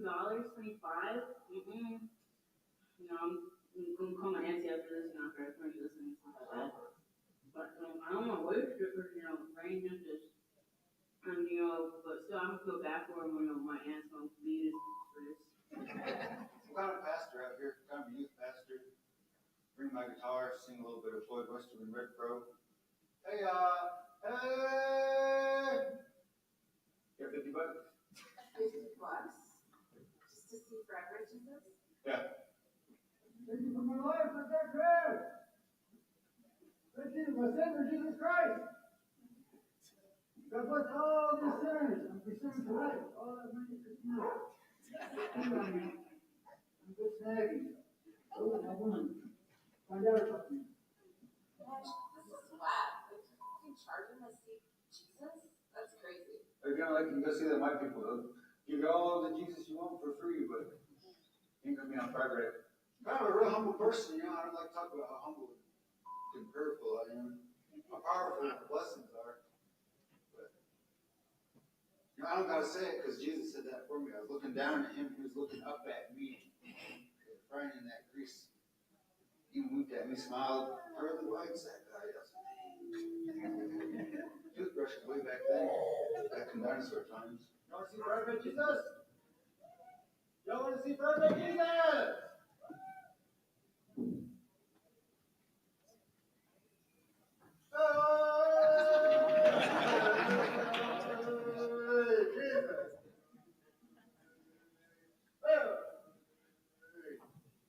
Girl sinners,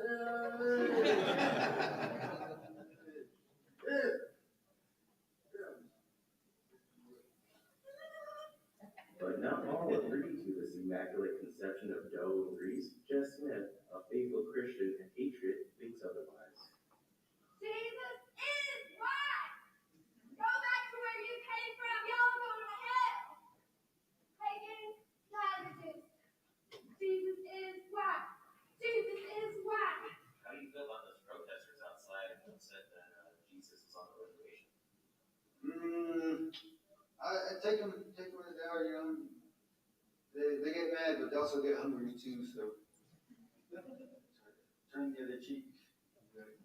I'll still feed you, but it's not going to be free. Don't they already get enough money from their casinos? And now, they want to off that sick. How dare they? You're all going to hell! Pagans, savages, no more of this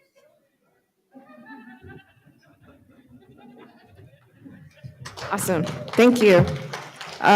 Yes, so I believe we're going to move on to the next one, but this is also available on YouTube. We took a lot of inspiration from The Office and a lot of mockumentary things. So I just thought it was really interesting that we have this ability to make our own, comedy, and you don't see that a lot on television. So yeah, I just wanted to show and share with you guys that. So thank you.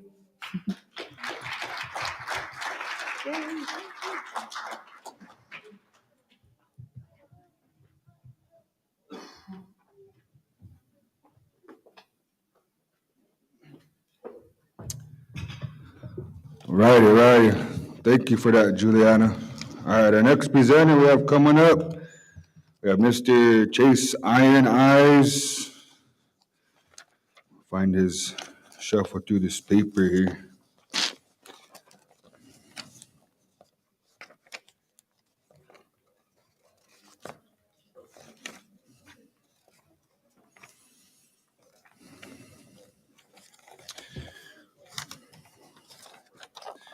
You have his info?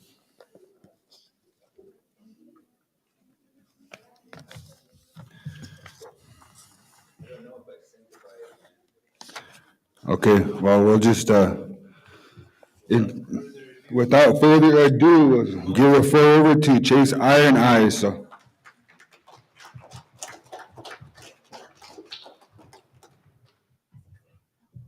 What's that? No. Are you to me? Okay. Sorry about that. It's all good. Hamadakyapi. Shante washte nape. Chayus papilo. Lila daya hipilo. Lila daya wachiankapilo. Chase Iron Eyes imachab. Wana wazi ahaha okashke elwati. Ina wayaki birdie Iron Eyes. Ian will sla etaha.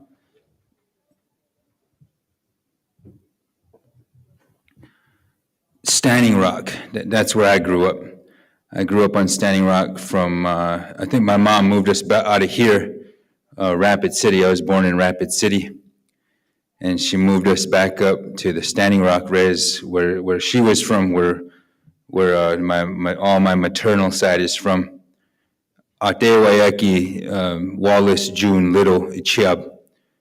He's gone now for about 21 years now, but he's from the Oglala community on what is now known as the Pine Ridge Reservation, or the Oglala Lakota Nation, which is where I live now. We did have a guy, he's a friend of mine, his name is John Fusco, and he's not going to be available.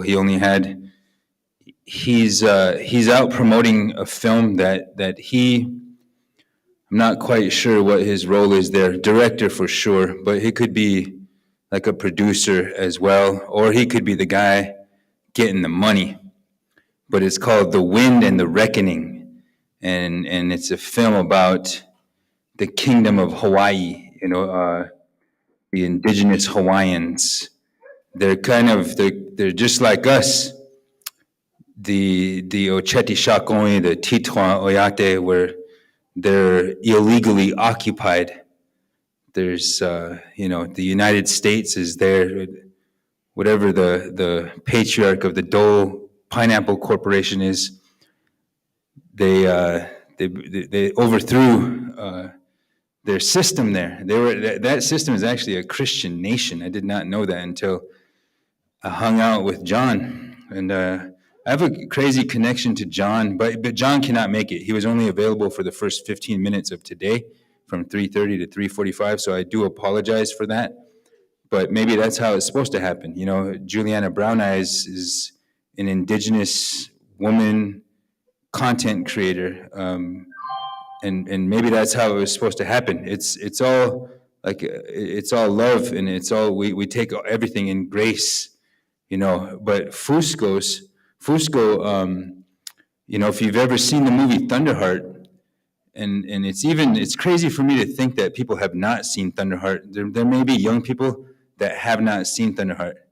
Like, I'm 44 years old, so it's like part of my cultural identity almost, Thunderheart. But the movie Thunderheart, and the how many of you might have seen Dreamkeeper?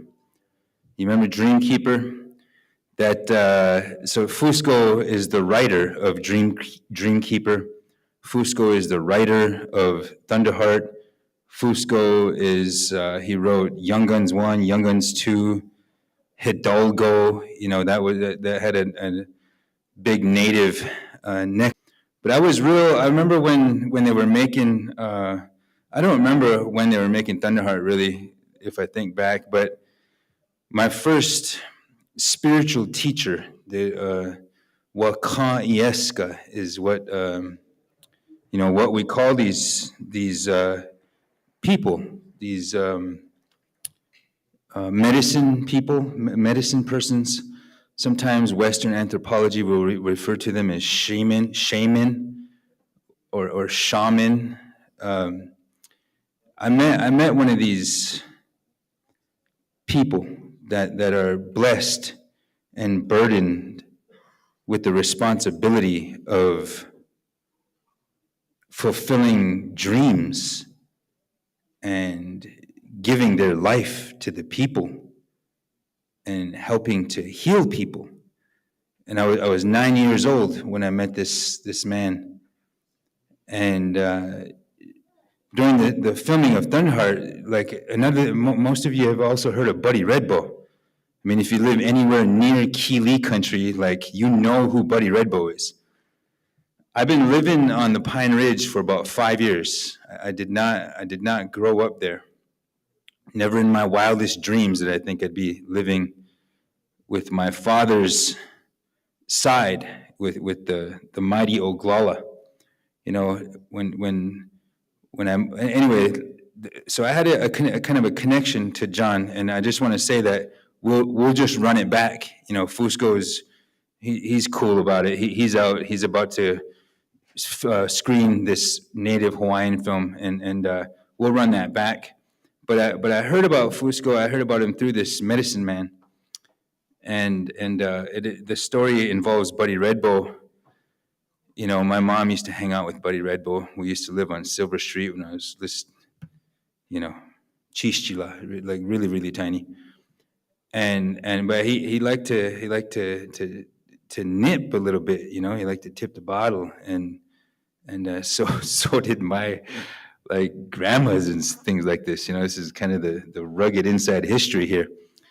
And so Fusco was what some of these films, they'll hire a cultural advisor, or like somebody that is responsible for making sure like that people don't mess things up like too much, in like depicting the sweat lodge, for instance. And Buddy Redbow was hired as this cultural advisor, and Fusco was on the set, and Buddy shows up. They're filming a scene for Thunderheart in Wounded Knee, and the part about the drive-by shootings, and Buddy comes onto the set and demands payment from John Fusco. You know, he wants to be paid right now for work that is supposed to last like 2 weeks. They're supposed to get paid every 2 weeks. And Fusco is like, doesn't know what to do because Buddy's this big dude.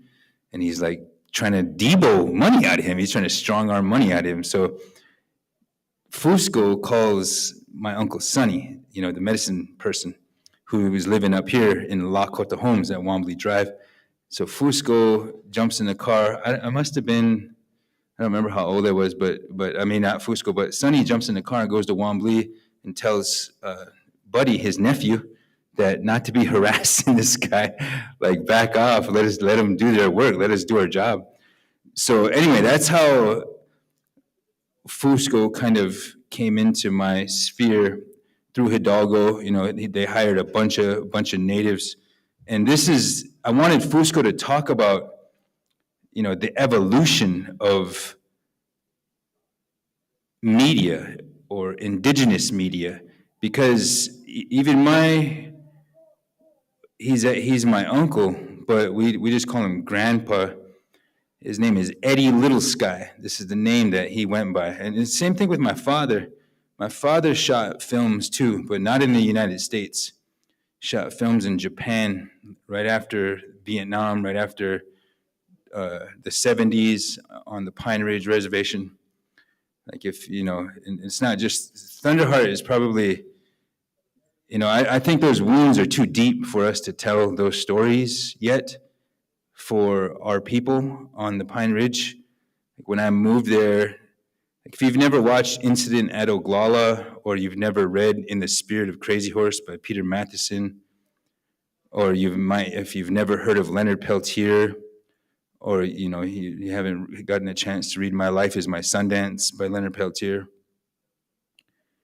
or, you know, like I said, if you haven't seen Thunderheart, then, you know, you might not know about what happened on Pine Ridge in the 70s, but I can tell you that for me, not growing up there and you know, reading everything that I could, watching everything that I could, consuming all the media that I could about who I am and what we are as human beings, as Ocheti Shakoni or Titwan or Lakota Oyate. Pine Ridge is probably one of the most documented places ever. And there's a lot of things that go into telling our stories. And for the longest time, luckily things are changing. Like my grandpa Eddie, you know, he was in Gilligan's Island, A Man Called Horse. There's a guy named Sonny Skyhawk who's been in Hollywood for, Sonny is probably about 80 years old. He came to the film screening that I went to in Hollywood, and I took my son. And he tells a story about how they were building like Disneyland in some studio out there, And these guys, these native guys, our grandpas and uncles and so forth, were there mostly as to help build like the sets and and sometimes to act, but rarely with any speaking parts. We're talking, stunt persons, people who are good on horses, and who sometimes got speaking parts. But and then there's even a joke about the director, whoever's on set, saying, "Hey, we need people like whenever the John Wayne of this film, like it's always some old white cowboy in some spaghetti type western. Whenever they fire the shots, whoever's we need people to fall off their horse, so that it's an accurate depiction of what happens in that kind of a conflict, and we'll give like $50 to anybody that falls off their horse." So they set it up and they go action, and the whole battle starts, and some old white cowboy fires one shot, and about 10 natives fall off their horses. We're talking about a time from there, from Bonanza and MASH, and what's that one hillbilly show called? I can't remember. But so we're growing up on a reservation, and we're consuming all this media, and we never even thought of representation. We never thought of appropriation or having creative control over these works. We never thought about ownership. We never thought about agency. We probably never even heard the word decolonize at that time. So Fusco represented like a nice little intro point because he's a white guy. Like, what business does this guy got making native films or whatever? But maybe but the problem that I see is that we can't expect people to put us on. We can't. Yes, representation is a really good thing, but until money is able to circulate within our own creative efforts, all we're going to get is representation. When the big money studios and so forth pick out certain natives and say, "Hey, you can be in our film," which I fully support. That's a great thing that gets people getting paid. Like, natives need to be getting paid. I've been doing this kind of stuff for 10 years, and Indian recognition isn't like highly monetizable. People see that you're highly visible or that you have recognition, and they think you're a millionaire. I mean, a million isn't even that much money anymore. But I've seen reports of me going around on Facebook about me that I'm worth like $5 million. And I listen to how we speak, and with the content that we create, with the projects that we become involved in. There's always this underlying expectation that we're supposed to be selfless, that we're not supposed to keep the profit for ourselves, like that we're supposed to be humble, that we're not supposed to speak of our own deeds. We're not supposed to go in front of the camera and speak about our accomplishments. But I also don't see a lot of us celebrating each other. So that's like real talk. When I see young content creators and people that are trying to get a start, they need to feel empowered, because nobody from like the older generation, from my generation, or even the ones before me, are going to give any one of you permission to stake your claim and to create your content, to tell your story and share your voice. We've been doing this for a long time. Sitting Bull, when like I've done hundreds of interviews in my life, and I don't think I charged for like more than 2 or 3 of them. Sitting Bull would charge Washichus money every single time they wanted to do an interview with him. If people wanted to take a selfie or what are those called? Some kind of those old flashes. If they wanted to take a picture of Sitting Bull, he would charge them money. Sitting Bull went to Europe for there's a lot of reasons why Sitting Bull went to Europe. Because our history is very, controverted and sordid and hard to deal with. Just recently, we've been able to, I was born into the first free generation in 1978 with the passage of the American Indian Religious Freedom Act. Before that, you couldn't go around and be outwardly and loud as a Native person. You just couldn't do that because the church and the colonial indoctrination that kind of is still going on, just kind of made us go like Nachmala, like we had to go underground. And the only social or political or upward mobility was if you signed on to the Americans' assimilationist program. That was the only way. You were like, if you cut your hair and you wore the cloth of the white man and you spoke the tongue of the white man and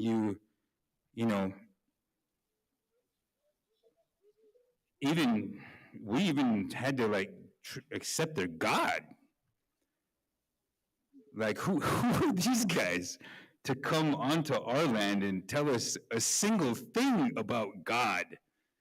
You know what I mean? Like, think about that. Like, that is ridiculous. We've literally been here for, nobody knows how long, a couple 100 million years, maybe 100 million. Here comes these other kind of hairy-faced beings from Europe or wherever, thinking that they have something to tell us about God. But for some reason, we are a very generous, compassionate, forgiving, gracious lot. Because we didn't join Tecumseh and just prevent them from infecting the rest of our homelands. We didn't do that. We let them live. And more than that, people like Sword, has a Sword, that's one of the names he went by. American Horse, Little Wound, No Flesh. I could be forgetting one, but and there was probably more. They had an interpreter with the last name Tyon, and they met a guy named James Walker, who was a physician who came to the Pine Ridge Reservation. I mean, like in the reservation's infancy, when in 1890 was the Wounded Knee massacre, right? So Mr. Walker comes into the picture 5 years later, and he shows up on the Pine Ridge Reservation as a doctor, as a physician, and is trying to treat like tuberculosis and different kind of ailments that are afflicting the local population, the local Pine Ridgians. And so he has to enlist the help, the aid of the Wapia Wichasha. And that's the sad thing is a lot of these records and so forth, they don't include the women.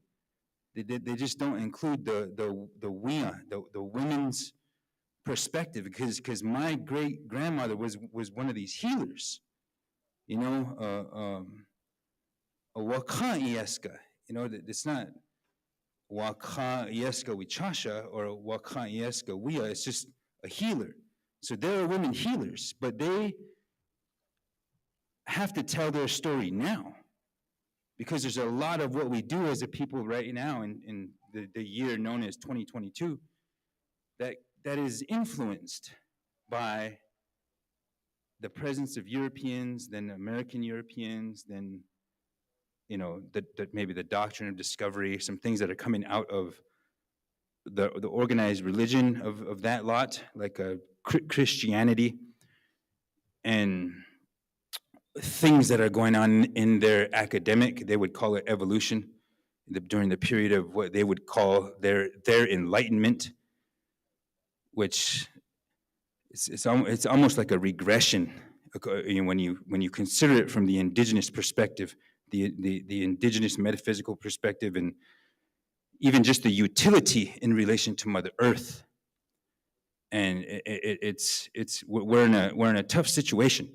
But our Lakota people, forward-thinking Lakota people, gathered with this white doctor with the last name Walker and shared with him after this guy learned how to speak Lakota, this Walker guy learns how to speak Lakota.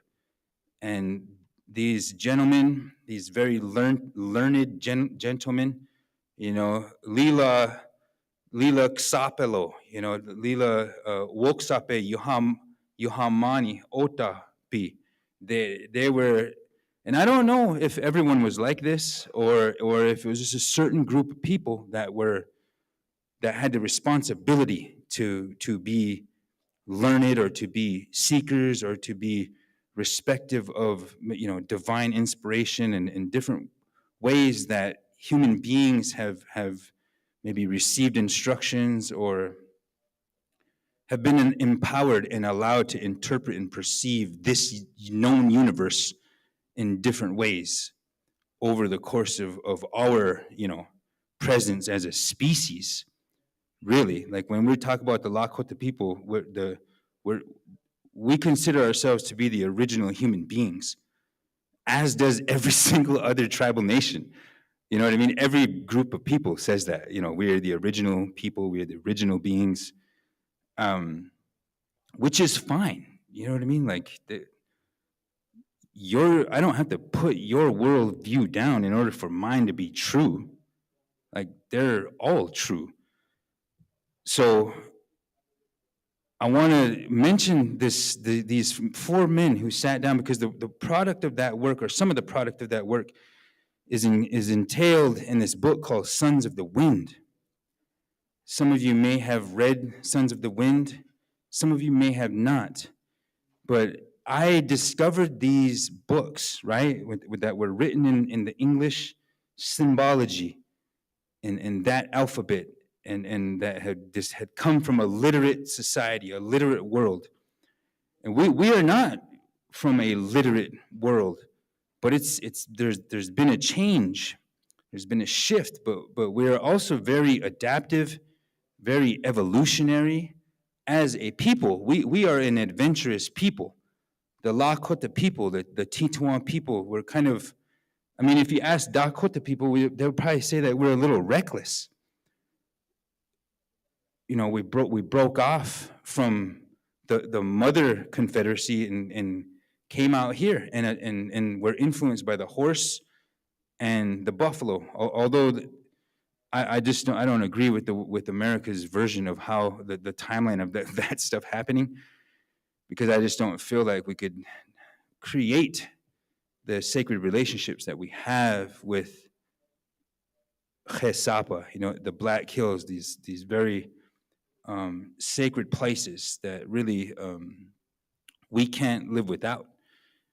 And I say these things because we talk, what is media? When we think of media today, we think of things that are present in the digital age. And I did not grow up in the digital age. Like, I was rocking one of them flip phones for a long time.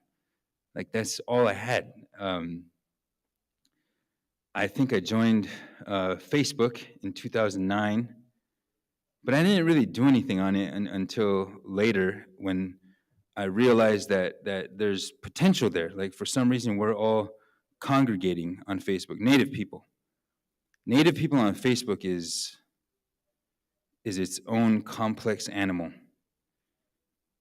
But, people use it for their real lives. Native people do. Because we hardly ever are familiar with creating, like, there's no anonymity in Indian country. It's very different. It's a different experience. than like when I was in law school, for instance. There's, nobody knows who you are there. No, it's just a different experience. But and it also includes the written word. It includes much more than that. I don't know when people started writing, but we did not come from a written tradition.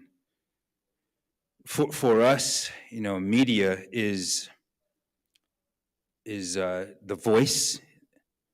The voice is something that's very sacred.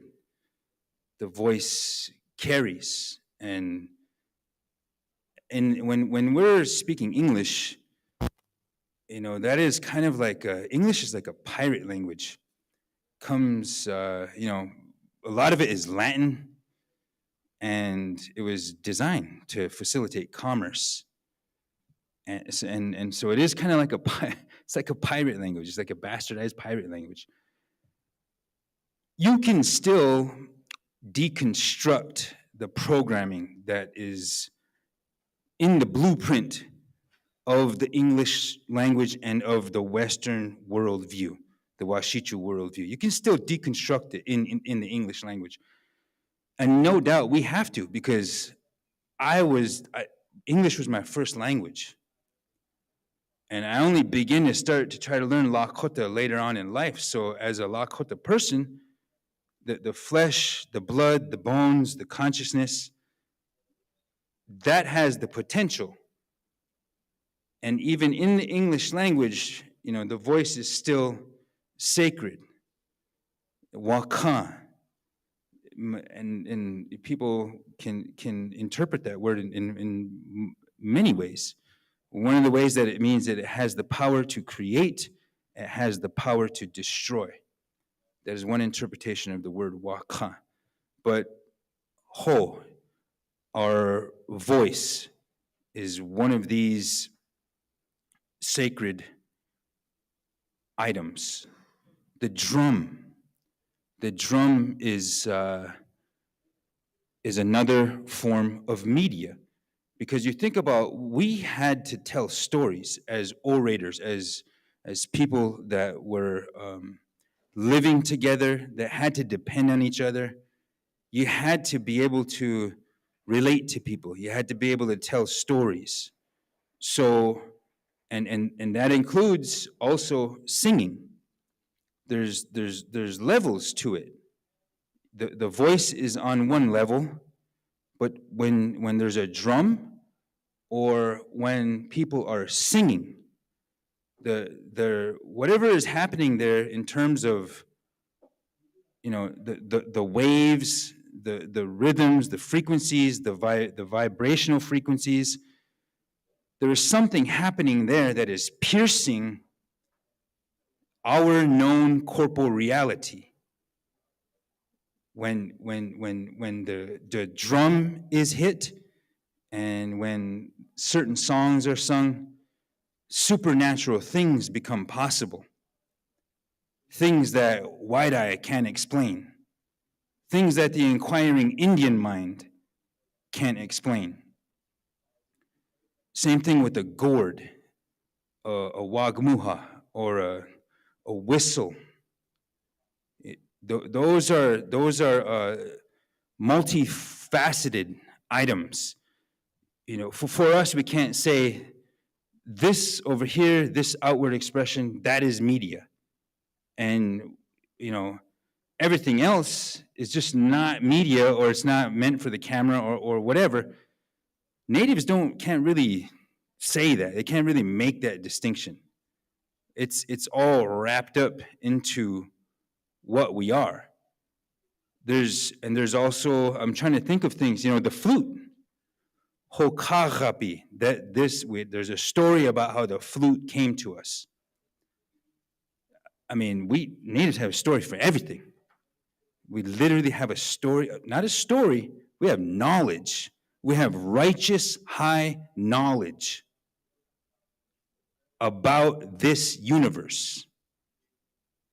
and about the nature of our reality. So, music, we've evolved to include, the musical expression in all sorts of ways to this day. Our art and colors, how we ornament ourselves, how we dress ourselves. And it's crazy because when I go around other natives, like I wear the cloth of the white man. But if I'm over in Europe or if I'm going in front of a bunch of like Washichu people, like I'm super Indian when I do that. Like I'm coming with the breastplate, I'm coming with the feathers, like because the people that are creating content turn into ambassadors, whether they want to, whether they like it or not. They become ambassadors of our people, which is a good thing. But I wanted to say a few words. I just had to switch my program all up, but that's fine. Like I think I just like spending time with you guys, with whoever's here. There are people that are older than me here, and I always show respect to that. That's why we say, excuse me for speaking, because I don't want to sound like I know everything. But to you, I'm Techa, I'm young. But to me, like I'm old now. I could feel it. I could feel it in my bones. Why am I waking up sore for no reason? Like I didn't do anything last night. Why am I freaking sore? You know what I mean? I gotta ask some of my Lekshis and the Tuis, what the heck's going on here? But they say the only way to meaning is through suffering. So we find a purpose in that. Find a way to communicate that. We're beyond space and time, and we're even beyond currency. We're beyond money.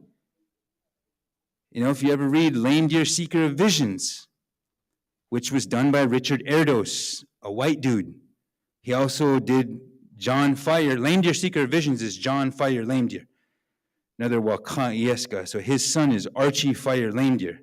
Erdos did Gift of Power for Archie. Erdos also did Lekshi Crow Dog. I think the book is just called Crow Dog. Pete Ketches. I can't remember. I think Pete Ketches he's listed as the author on Ocheti Wakan. Of course, Black Elk Speaks, like Neihart. I'm just telling you, like, where kind of like my personal journey. I want to show a clip, because once an Indian starts talking, you can't shut him up. You can't shut him up, man. And so, like I have a good brother here. His name is Chuck Banner. Yes, he's an old white guy. Brother has been around for a while, like capturing footage. The footage this guy has, like we should seize it as part of Lakota cultural patrimony and matrimony. This guy has really powerful stuff from like our parents. Our grandpas, grandmas, and uncles and aunties. He's got a treasure trove of resources, and that is what we aim to do. Listening to there's young people who are quicker, they're swifter, they're sharper, they're doing things differently than I ever could have thought of, and they're going hard, they're going ham, as they say. It's lit. You know what I mean? They don't care about the ops. My son hates it when I talk like that. But I watch everything. Ableza. I watch. And they're adapting. Like I said, indigenous people, Lakota people, we are powerful. We're without end. We've always adapted. This timeline, this Gregorian calendar, None of that applies to us. We cannot go extinct. We will always be Lakota through our language, through the ceremony, through our lives. No matter what the skin tone is or what like your level of fluency is, although Thunder Valley has a great immersion program, and we need to support that because the type of content that we're going to create, whether it's in English or it's in Lakota, that's a whole nother level of liberation. Tatewi, ever since,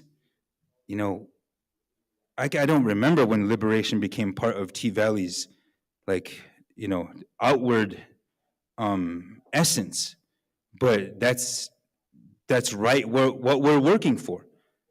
And media, for me, has always been a tool to achieve those things and for us to work inside of. But I want to see us making some money off of that. There ain't no reason, why have we got to be so poor? What's up with that? How come we're supposed to just always be wakpanicha? You know what I mean? No, man. We should be getting paid. And right now, the mainstream is kind of looking at indigenous people and they're pulling authenticity. They're pulling content because our lives is the art. What we've kept alive is what's inspiring the imaginations of those in the English thinking universe. That's a power that we hold. And I want to say about that much for now, but I want to make sure we have a video queued up. Oh, right here. When I was saying that, Chuck, through Earthstream Media, and we're trying to do all this through Last Real Indians, through Lakota People's Law Project, through Indigenous Peoples Movement. This is the first time that we've got to do a collabo with just speaking. And then we've worked out some other things for a voting event that's coming up the 22nd, 23rd. Things are looking up and they're looking strong. And I think there's a lot that we can be doing in terms of empowering our people to tell their stories and teaching them how to run the cameras and run the sound. There's all sorts of facets to creating content. I was just only been focused on usually being in front of the camera, and now I'm able to I want to learn other parts of it. But without delaying, we have some special footage that we want to share, and I think it's maybe 5 to 8 minutes long, probably something like that. But this footage doesn't exist. It's not anywhere else. It's not released. It's not, and Chuck has a lot of this kind of stuff. But this one features Lekshi Russell Means, and it's appropriate to share because because of the spirit of liberation. Russ talked about this. I remember meeting Russ when I was 18 years old at Denver March Powwow. And he talked about these they were doing what they had to do to make sure that we have strength today. But I want to show this clip as compliments of Earthstream. 1983.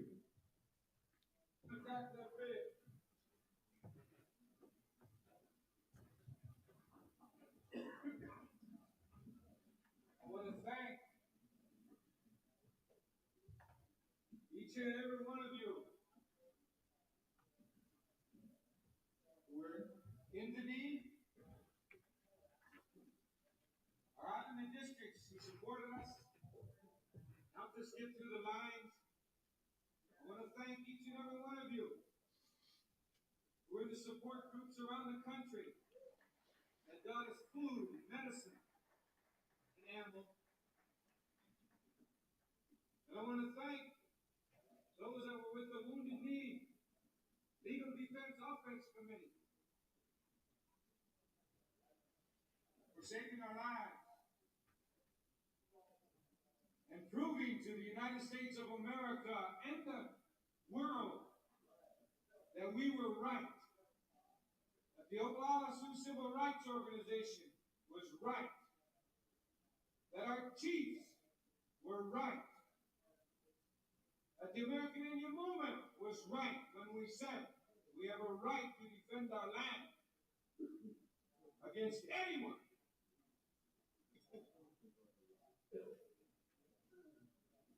And I want to thank the news media, because they played a part in saving our lives.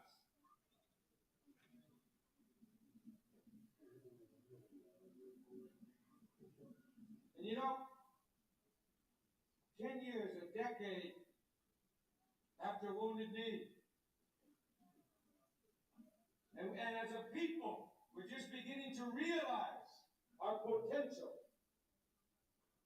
It's come with a little bit of wisdom and more teaching from the elders, more acknowledgement of our enemy, more knowledge of what he is capable of.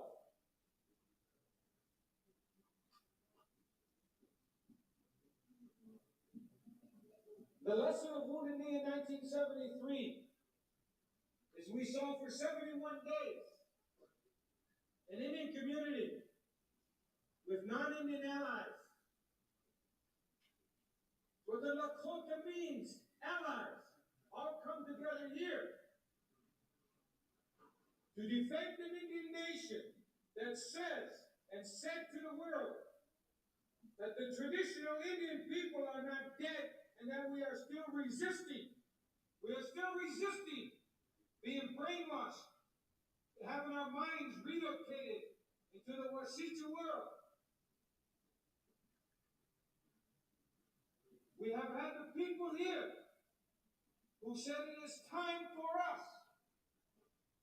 It is time for us to grab a hold of our treaties, grab a hold of our ancestors so that our young people here will have something that our ancestors had. You see these old people here.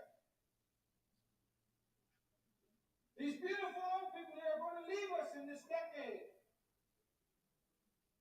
They knew their grandparents who were born free. They knew their grandparents who were born free. And so they have had a different kind of teaching than the rest of us.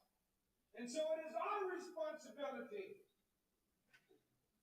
to continue what the Oglala Sioux Civil Rights Organization and our chief said in 1973.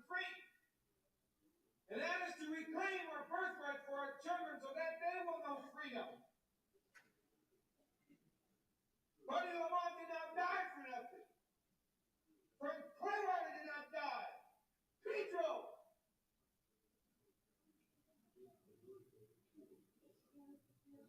We are the most beautiful people on earth. The red people of the Western Hemisphere. Most beautiful people on earth. And it is not too late to continue what Wounded Knee was all about. And you remember Wounded Knee. It was a matter of survival for our people. We did not pick up the gun because we were communists. We did not pick up the gun because we were capitalists or any other kind of ist. We picked up the gun because we have to survive as a people. And it is only natural that every living thing, when it is cornered and it is a matter of survival, will use any means necessary to survive. Now we are wiser. Now we are more knowledgeable. We have the sacred pipe. We have the teaching of our elders and the ancestors. And we have the law. We have the laws behind us. We are surviving. We have shown the world that we are the most expert at survival. The world over.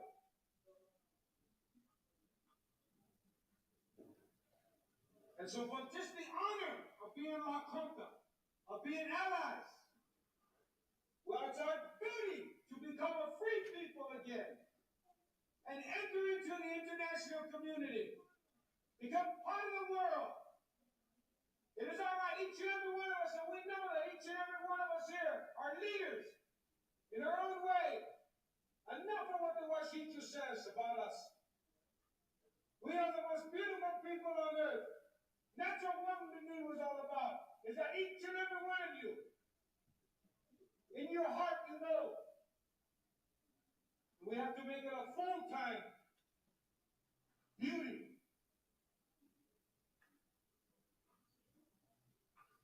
So I thank each and every one of you. I thank you for allowing me to live. I thank you for teaching me. I thank you for guiding me and giving me direction.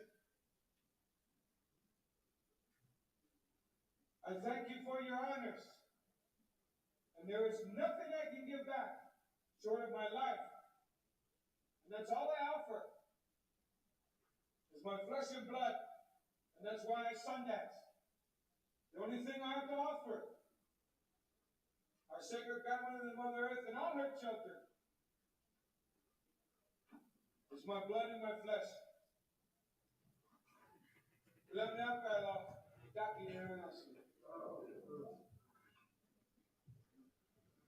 Pick my butt. Wow. No. Yeah, man.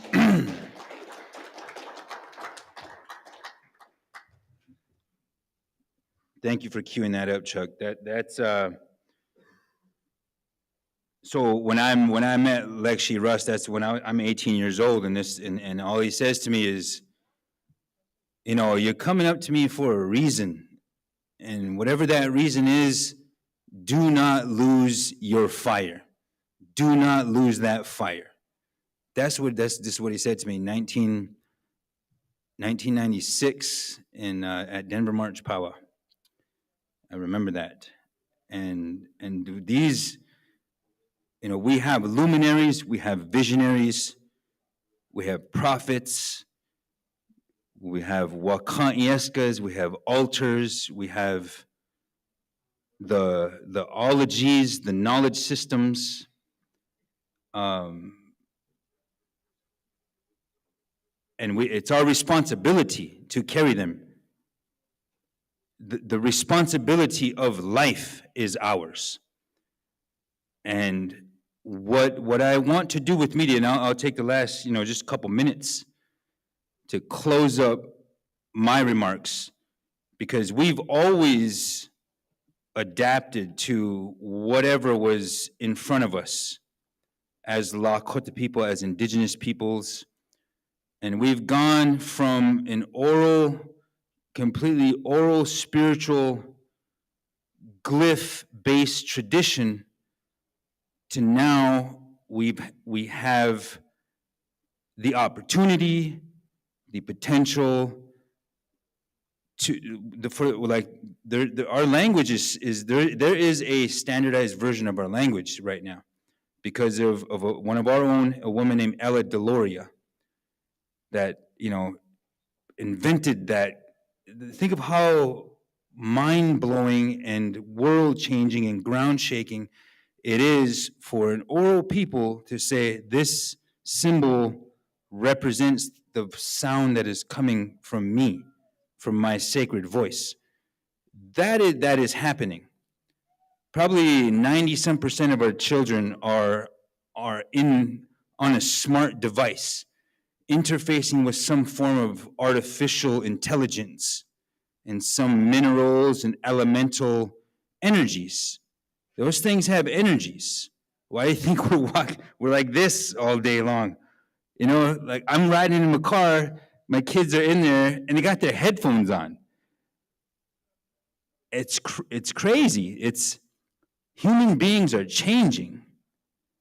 And even when Russ is talking about the older generations that are oral traditions that told stories, pass this knowledge on, whether it's Otokahe Kagapi or, another one of our guys just passed on, Ivan Starr comes out. He was a learned man.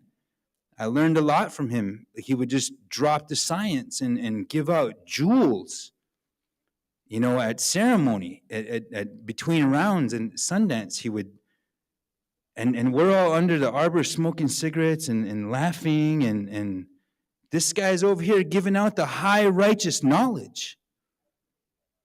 So there are knowledge keepers among us, and it's our job to make sure we connect them, make sure that the substance, the essence of their force is able to be transmitted in whatever means, whatever media means are there for us. we've got to incorporate those things into our path, into our worldview, not let those things incorporate us or subsume us in their path. Because that's a bigger fight than natives. Like what we now call white people, they were colonized 3,000 to 5,000 years before what we now call Europeans landed on our shores. What happened to us here happened to them over there. You just got to read The Chalice and the Blade or study the church. It's replete with what went down. So I'm going to say that much. Thank you very much for indulging me. I know I just go off. How do you think my kids feel? They don't even want to ride in the car with me. You know what I'm saying? Shut up, Dad. You know what I mean? And so I really do thank you for indulging me. I don't mean to do this, that, the other. I don't mean to offend. I don't mean, you got the force. You got to say what you got to say. That's your art. That's your life. And we need it. We need people to tell their stories. Thank you very much.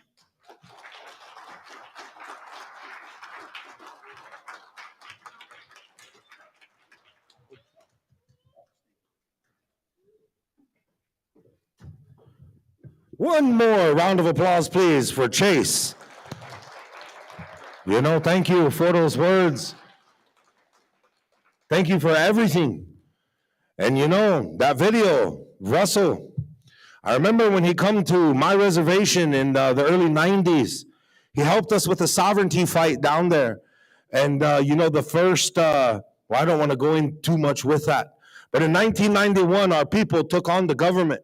Russell, Dennis, they came down, Clyde, and they led that fight for our people down there in Isanti land. So, to see that video, to hear him speak like that again, he did something too, to all us young ones down there at that time too. And I remember that very vividly. So again, Chase, thank you for playing that and reminding all of us of that inner strength that we have and that inner purpose that we must fulfill. So again, friends and relatives, at this time, we're going to take a short, tiny break. The meal is about ready. We're going to be eating in here. Fawn is in the house, and she's going to be singing for us this evening about 5 p.m., about 20 minutes or so, right around there. So feel free to move around, stretch. Again, help yourself with anything we have here and outside of there. Visit and mingle and network and do all that beautiful stuff. And we're going to come back here for a meal prayer, and then Fawn is going to sing, and Fawn is going to do what Fawn does.